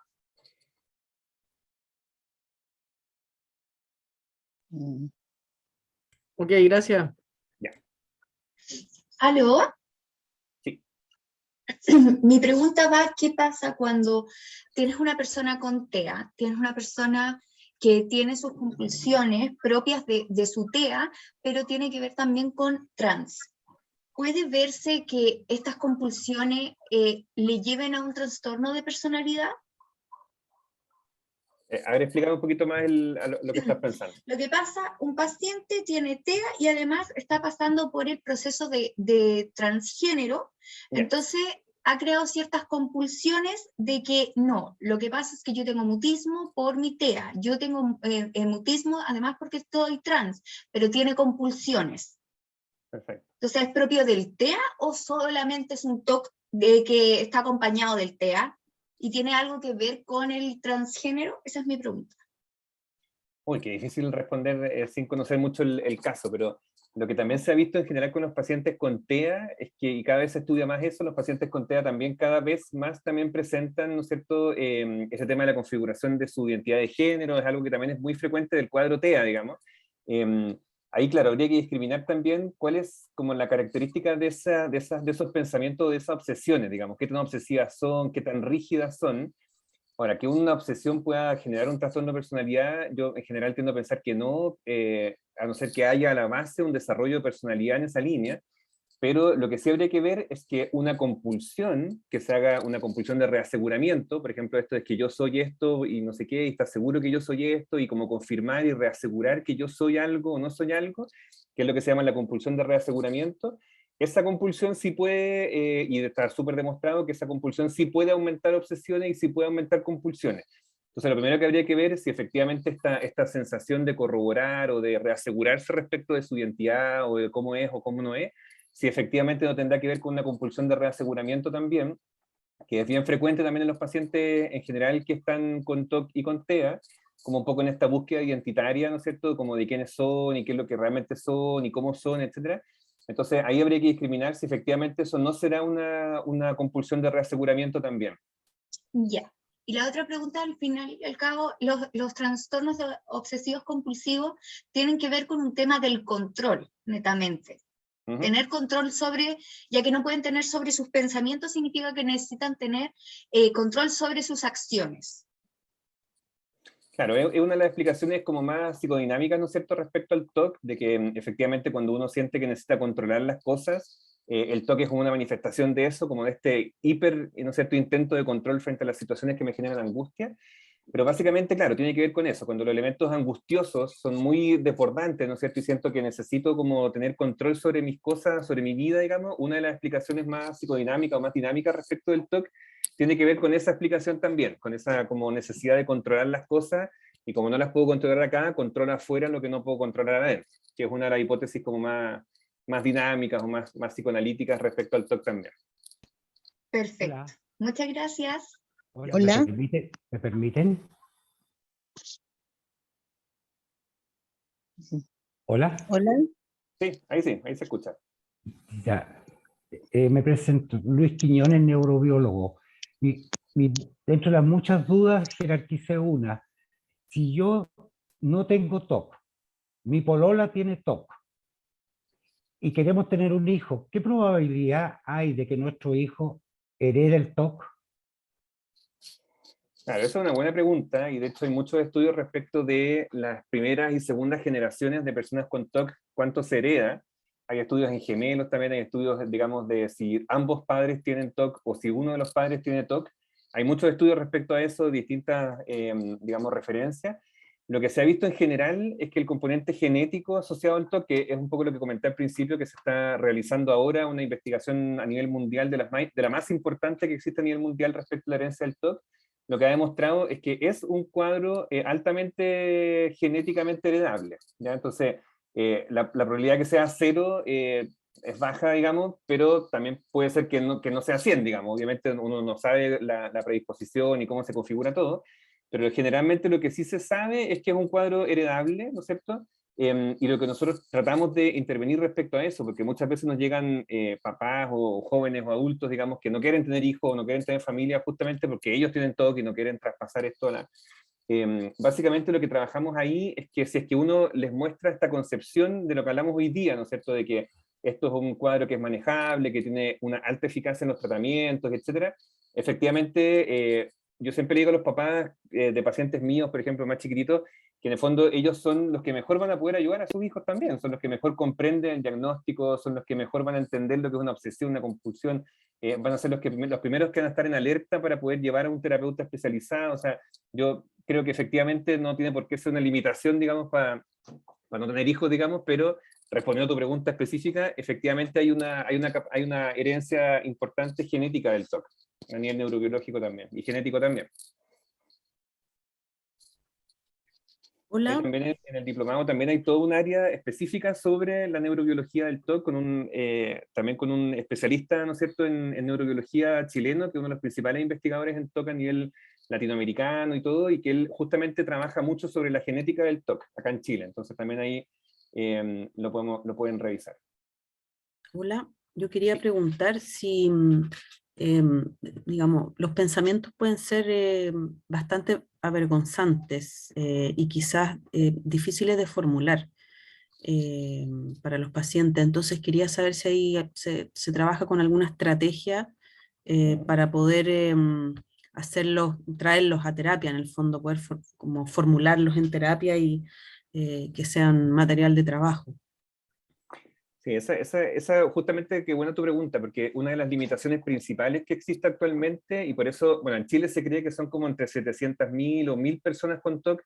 Eso fue un estudio que se hizo hace harto años atrás, antes de la pandemia. Se cree que post pandemia esa cifra va a ser mucho mayor. Pero efectivamente son entre 14 y 17 años lo que se demora una persona en pedir ayuda, por el temor, por la vergüenza. A nosotros nos escriben mucho personas de 50, 60, 70, diciendo, oye, pucha, yo siempre he tenido TOC y nunca he querido reconocerlo porque me da vergüenza, porque no quiero que nadie sepa, no sé qué hacer con esto, me pueden ayudar sin que mi familia lo sepa. O sea, como mucho temor también al reconocimiento de las condiciones que tienen con esto. Y también tiene que ver con el estigma social. Efectivamente, el hablar de salud mental, y por eso nuestra iniciativa se llama Hablemos de TOC, porque mientras más se hable de salud mental, más se acerca el diagnóstico, menos prejuicio, menos estigma. Y ahí, básicamente, lo que a mí más me funciona, si es que efectivamente uno ya detecta que hay alguna dificultad, es igual, obviamente, consultar ojalá a un especialista en términos de TOC. Y lo que uno hace generalmente en la etapa de la evaluación es la aplicación de algunas escalas que se han visto que son internacionalmente validadas, digamos, que es la escala de Jay Brown, que es la escala del Evox, digamos, que es una escala que lo que hace es puntuar la severidad y la presencia de síntomas del TOC, tanto elementos obsesivos como compulsivos. Ahí si quieren se los puedo mandar después para que lo tengan, pero lo importante acá es que muchas veces los pacientes, ahí sale, por ejemplo, en el Evox, ahí si tengo tiempo se las muestro, pero sale como, por ejemplo, pensamientos sexuales, de hacerle daño a alguien, violar a alguien, no sé qué, o ganas de matar a no sé quién. O sea, aparece como súper específica, y ahí los pacientes dicen, eso me pasa a mí, y si es que no apareciera en el test, muchas veces no lo dicen. Entonces el test también es un instrumento muy, muy útil para que justamente estas cosas que les dan vergüenza hablar, las hablen a través del test. Entonces por eso ojalá que los primeros diagnósticos, las primeras, digamos, ganas de empezar a conversar de esto, sea ojalá un especialista que tenga esos materiales, digamos, para ayudar y facilitar también el tema del diagnóstico. Hola, buenas noches. Hola, buenas noches. Consulta. ¿Cómo se aborda cuando hay una compulsión sin que esté presente la obsesión? Ya. Ahí efectivamente hay como distintos tipos. Está el TOC como, digamos, puro obsesivo, está el TOC más compulsivo, que efectivamente son pacientes que hacen cosas pero no está asociado a ninguna cosa, o están los mixtos. En general lo que se dice, o sea, lo que se evalúa y lo que uno sabe, digamos, es que en general siempre hay obsesiones y compulsiones presentes. Como hablábamos también antes, están las obsesiones como más compulsivas, digamos, contar, etcétera. Pero en base a tu pregunta, cuando hay compulsiones, por ejemplo, un paciente que, no sé, pues toca 3 veces la puerta, pero no tiene ninguna obsesión asociada, o sea, lo hace porque siente que tiene que hacerlo, pero no porque algo malo va a pasar, o qué sé yo, que son las compulsiones puramente. Ahí la EPR es de las más eficaces que existen para trabajar eso, que es la exposición y prevención de respuesta, y de hecho, en general, el pronóstico y la evolución de un cuadro de compulsiones sin obsesiones, en general el trabajo es más rápido, porque uno lo enfrenta a la exposición y le dice, ya, pero no toques 3 veces, y vamos trabajando el exponerse, el bajar la cantidad de repeticiones, el posponer la repetición, etc. Y generalmente con la EPR, los TOC de compulsiones responden muy bien. Tiene una eficacia sobre un 70-80% de eficacia cuando no hay obsesiones y hay solamente compulsiones. Muchas gracias. Super. Estoy al mismo tiempo leyendo lo que ustedes escribieron, ¿ya? Ahí para ver si hay alguna que quede pendiente. Dale nomás.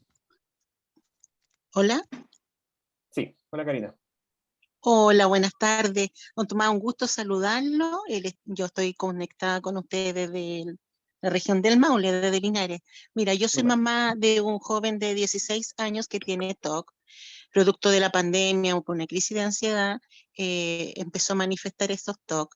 Y estuve en Santiago con médico especialista y le dieron como a trabajar una terapia de hábito reverso que acá en provincia no he encontrado ningún profesional que la aplique. ¿Usted me puede hablar al respecto de eso y si usted la aplica o algún profesional de esa área que me pueda ayudar? Porque la verdad como mamá he aprendido mucho, pero con los hijos uno sigue aprendiendo, así que se lo agradecería.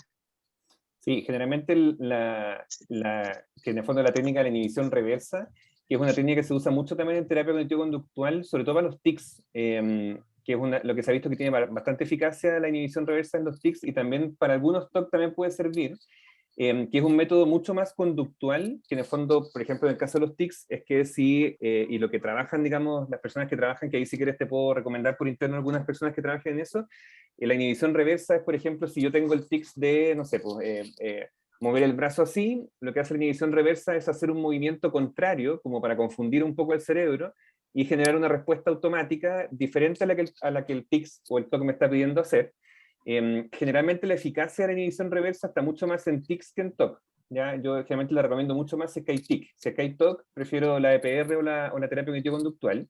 Y eso es una manera como de confundir un poco el cerebro, sobre todo en los tics, cuando los pacientes con tics refieren que como que se siente como una electricidad, una cosita antes de hacer el tic, cuando están a punto de hacerlo, la idea es confundir, apretar el puño, hacer algo distinto, cruzar los brazos, que son las técnicas que usan en inhibición reversa. Pero es una técnica súper específica y en general tiene bastante más eficacia para los tics que para los TOC, pero ahí si quieres igual por interno te puedo dar algunas recomendaciones de quién lo podría aplicar eso. Ya, súper, 1.000.000 de gracias. Gracias Súper. por todos los conocimientos. Un abrazo. No, gracias a ustedes.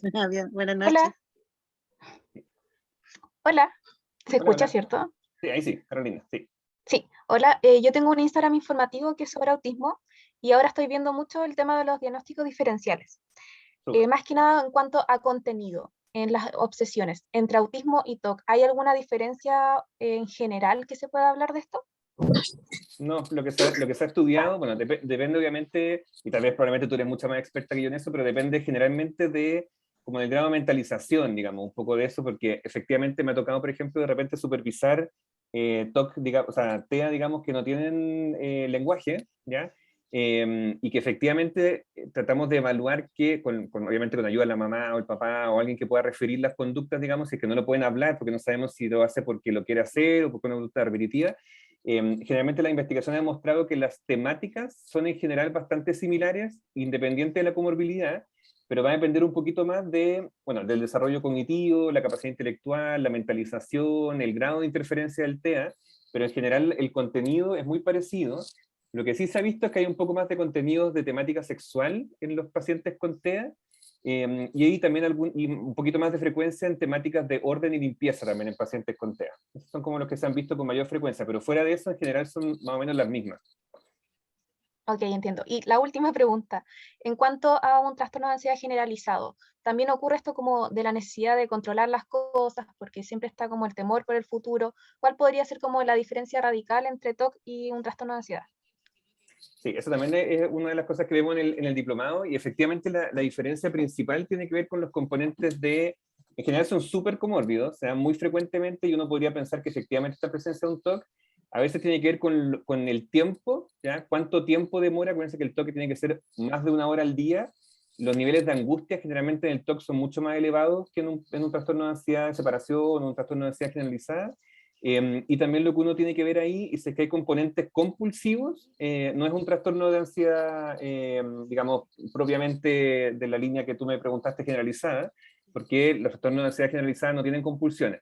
Lo que sí podríamos ver es que efectivamente haya un trastorno de ansiedad generalizada con componente obsesivo, eso sí de todas maneras, y eso se da con alta frecuencia también, pero lo que es más fácil diferenciar es que cuando no hay compulsiones, ahí uno hace rápidamente el despeje, pero si hay obsesiones mezcladas con la parte, ahí es súper difícil, porque a veces es como, pero es que creo que algo malo puede pasar, y están como esta sensación como constante de angustia, de que pueden pasar cosas malas, como la ansiedad generalizada o qué sé yo, y que si es que tiene un componente obsesivo, que en el fondo no pueden sacarse de la cabeza esta temática, que es muy frecuente, ahí cuesta un poquito más diferenciar, pero lo principal que se ve es el tiempo y si es que hay presencia de compulsiones o no. Ok, muchas gracias. Hola, buenas noches. Quisiera preguntar acerca de qué tan importante es el tratamiento farmacológico para el TOC. Ya, muy buena pregunta. Yo me imagino que los de ADIPA me están matando porque tienes que hacer el sorteo para el diplomado. Ya.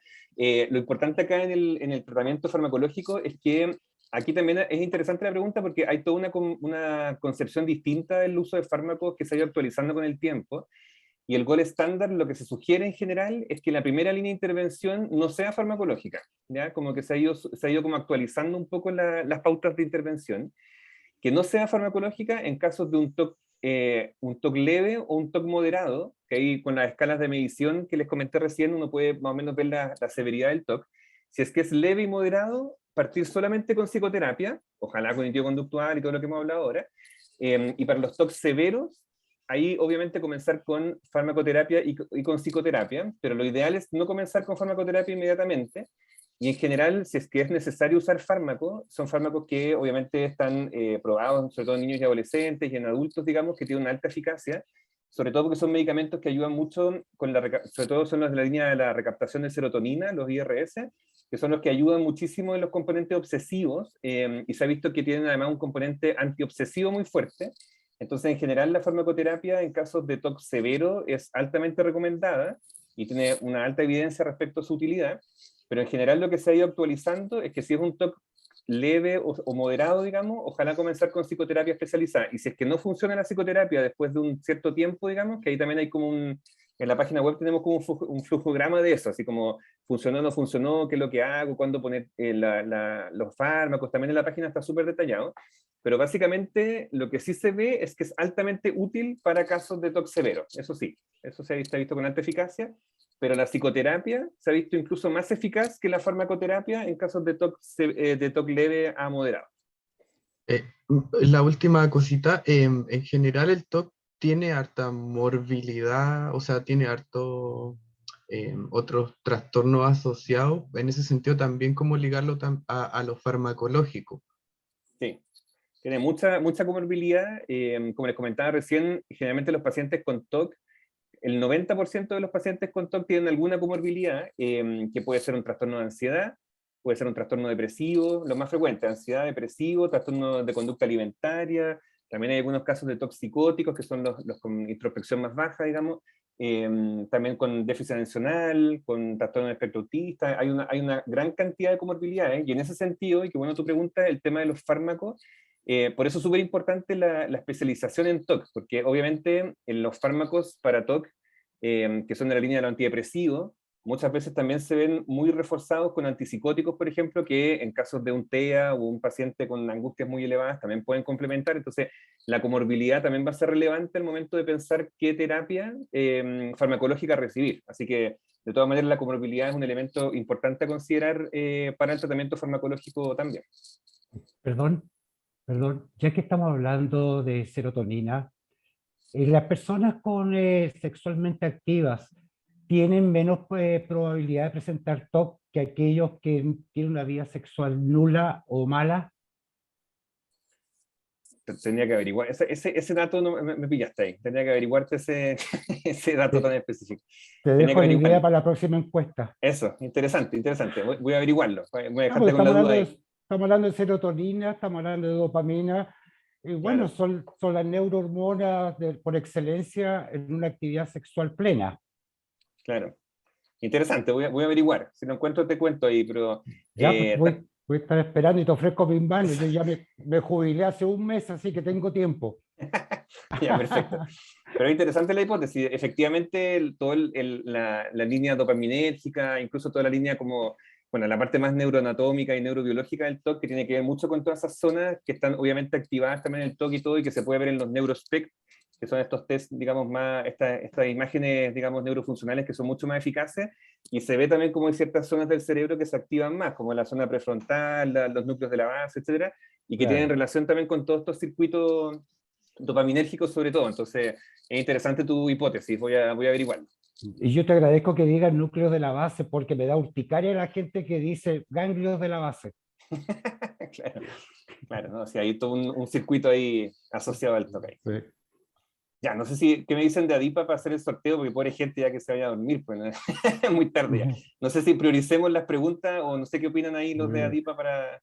Hay 601 personas conectadas, esto está súper prendido. Yo me quedaría toda la noche aquí, pero me van a retar de Adipa. Es que hay 7 manos levantadas. Ya. ¿Podríamos terminar con esas 7 personas y hacemos el sorteo? ¿Qué te parece? Bien. Ya, eso, ya. Preguntas así muy específicas para respetar ahí el tiempo de las Ahora hay personas. 6, así que estas 6 y nadie más, por favor, chicos. Ya, súper. Hola Tomás, buenas noches.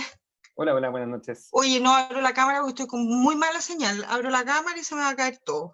No hay Sabes problema. tú que, bueno, te he escuchado, me mantuve, me ocupa un tema específico que tiene que ver con las comorbilidades y específicamente con el espectro de enfermedades bipolares, en el TAP. ¿Qué pasa con el TAP? Que respecto al TCC, efectivamente... ¿Hola? Sí, se te escucha. ¿Hola? Sí, Ya. bueno. En caso de terapias con TCC, lo ideal es que el paciente ya tenga una adherencia importante farmacológica y un proceso desde el duelo, el reconocimiento, etcétera, etcétera. Sin embargo, muchos pacientes con base TAP presentan TOC, que se agudiza en periodos con manías o hipomanías. Exacto. Entonces, conjugar el proceso se complejiza. Yo no sé cuál es la visión tuya, porque a mí me toca ver muchas personas, y sobre todo los adolescentes, donde además hay una serie de factores ambientales que van influyendo, donde agudiza estas obsesiones compulsivas de forma importante, ¿no? Sí, sí, súper de acuerdo contigo.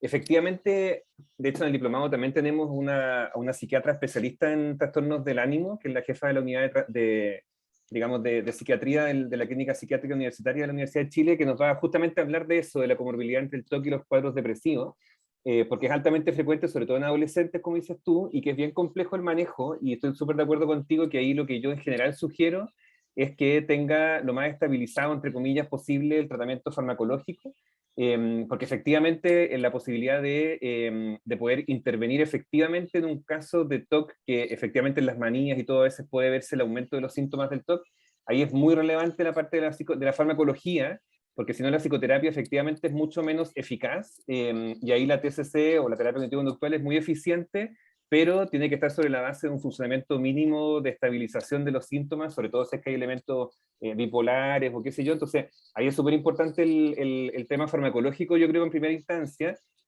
porque me ha pasado de repente supervisar algunos casos de TOC con trastorno bipolar o cuadro depresivo, que son que digamos terminan desertando la psicoterapia, porque como tienen mucha fluctuación de ánimo, cuesta que se asiente la psicoterapia. Entonces ahí yo en general soy de la idea de que hay que estabilizar y priorizar la parte más biológica, la parte más médica, y después en el fondo poder intervenir con una TCC más eficiente.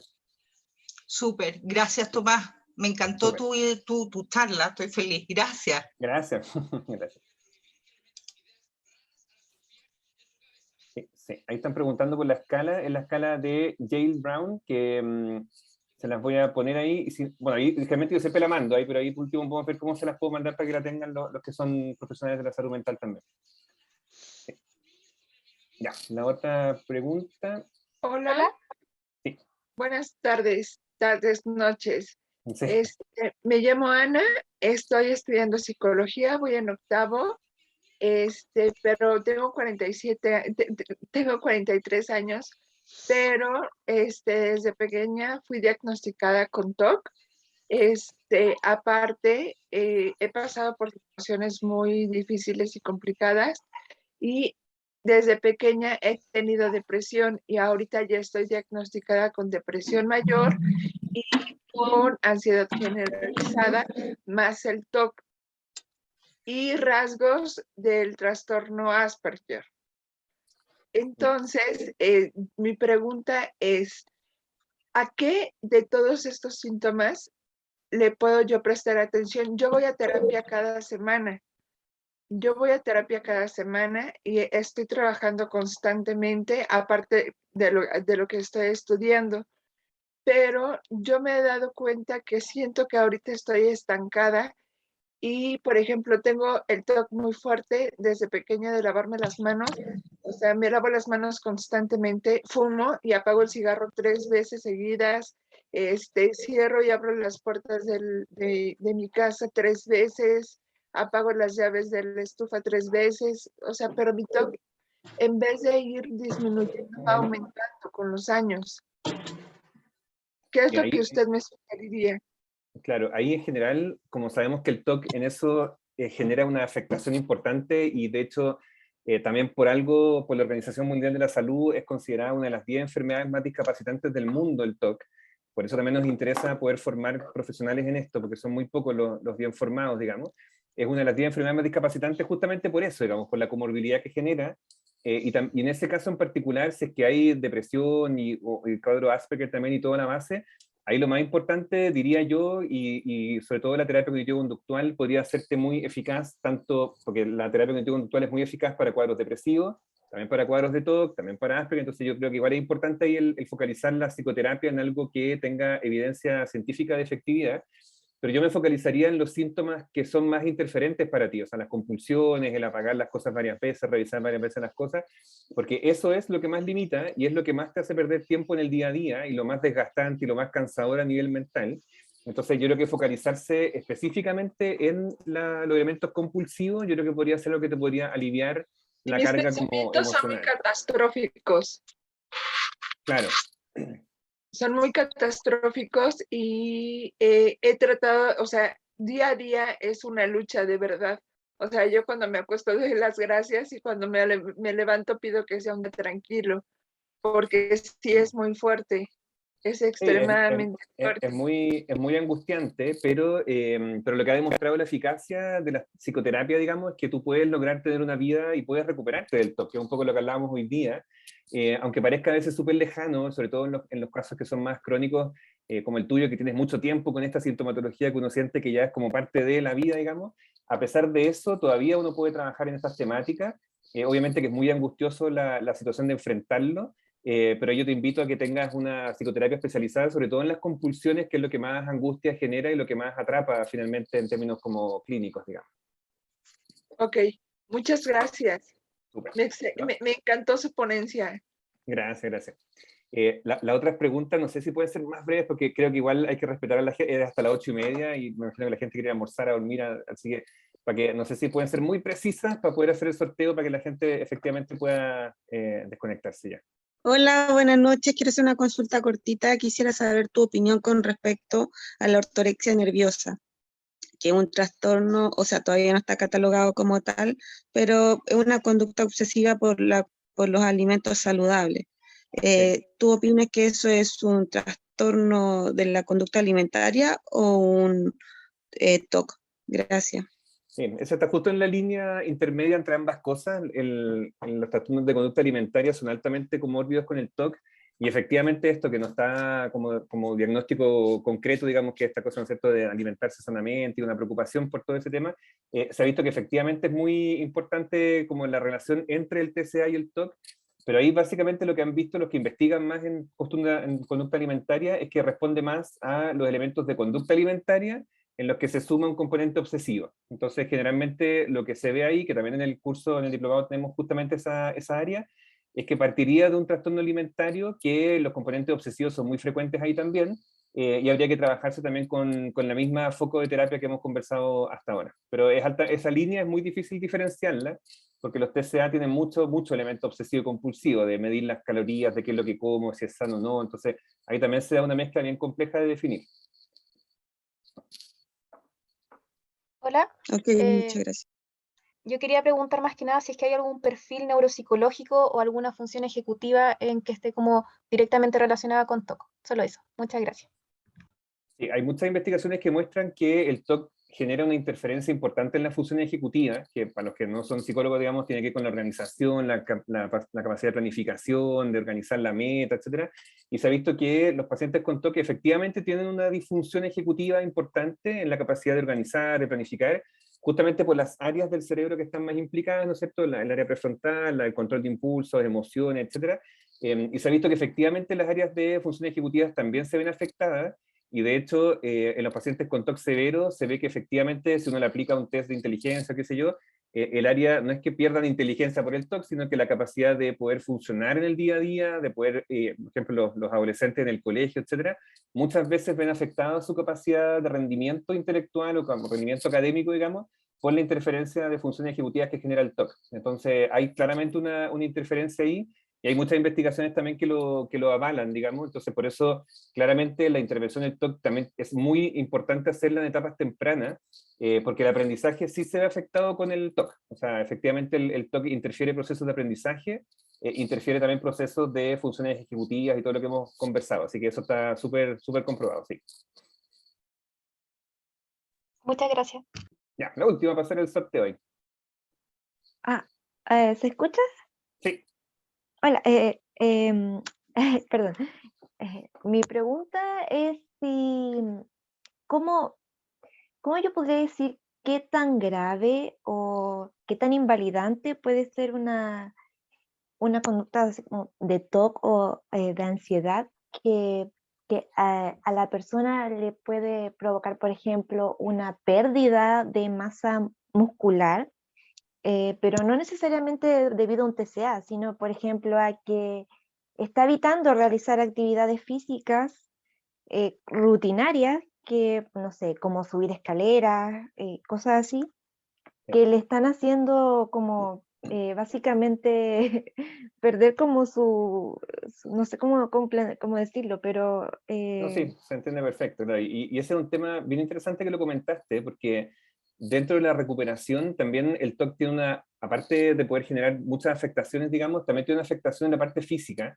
A nosotros nos llegan pacientes que están desnutridos, por ejemplo, que tenemos que internarlos porque tienen, digamos, porque por ejemplo, no pueden comer nada, porque si comen, no sé, pues algo malo les va a pasar a la familia, entonces no comen por semanas y terminan hospitalizados, o pacientes que no se pueden duchar, por ejemplo, y terminan con temas de higiene muy, muy graves también, porque si se duchan no sé qué, o que se lavan con cloro las manos y terminan con las heridas llenas de sangre. Entonces, claramente el TOC, cuando implica un nivel de gravedad más alta, efectivamente tiene una afectación también física, de todas maneras.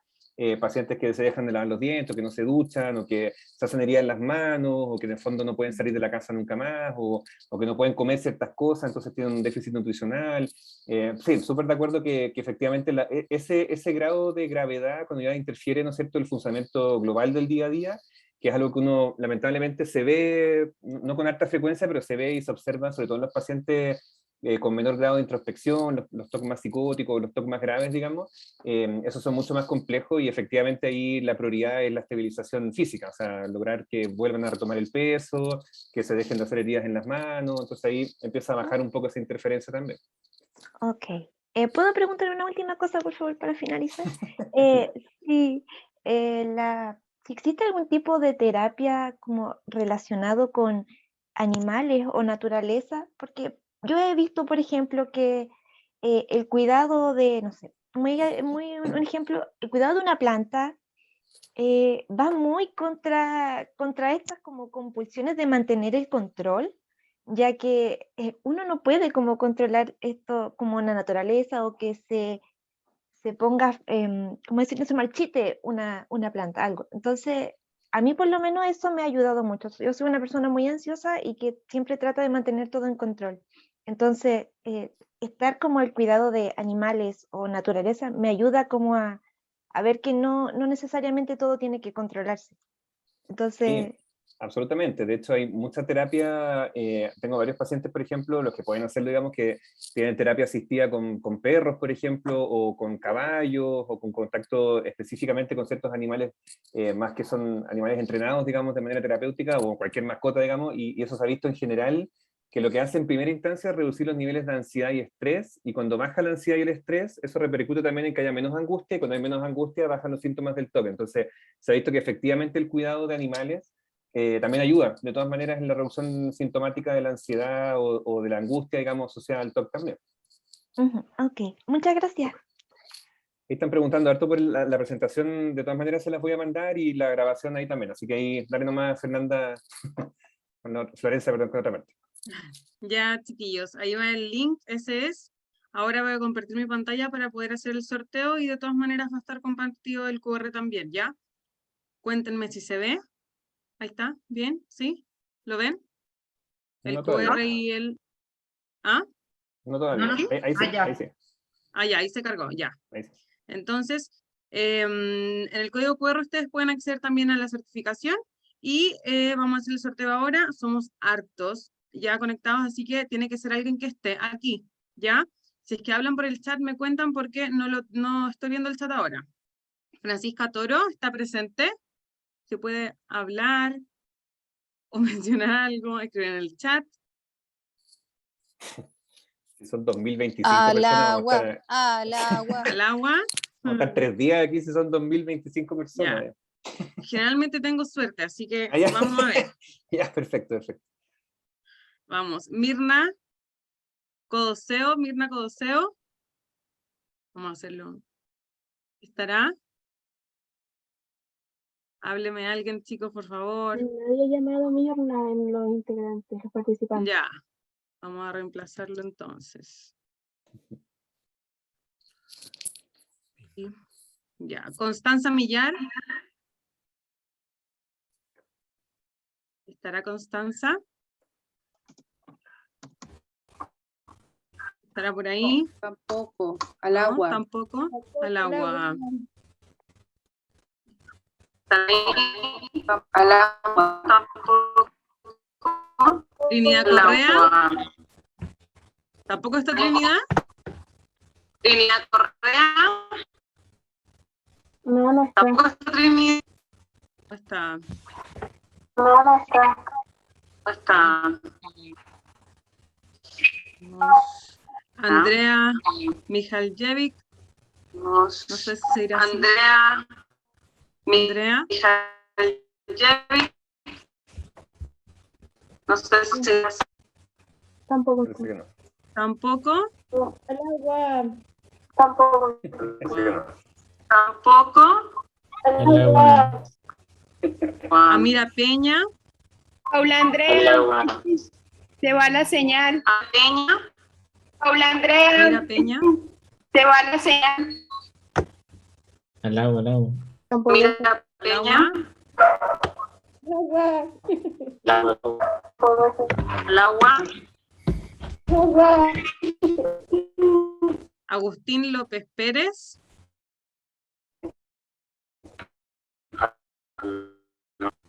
Aquí no está Agustín. Al agua. Tampoco está los participantes. Tampoco está los participantes. Julia Sierra. No. Julia. Tampoco. No. Tampoco. Ya. Camila Arias Reyes. Sí, yo. Camila está. Sí, yo. muy bien. Listo, chicos. Yo. Bueno, entonces Camila, tú eres la ganadora. Ya, muchas felicidades. Mañana se te va a contactar. Camila, tú eres la ganadora. Para darte tu premio y te van a contactar para ver todos los temas y los detalles del diplomado, ¿ya?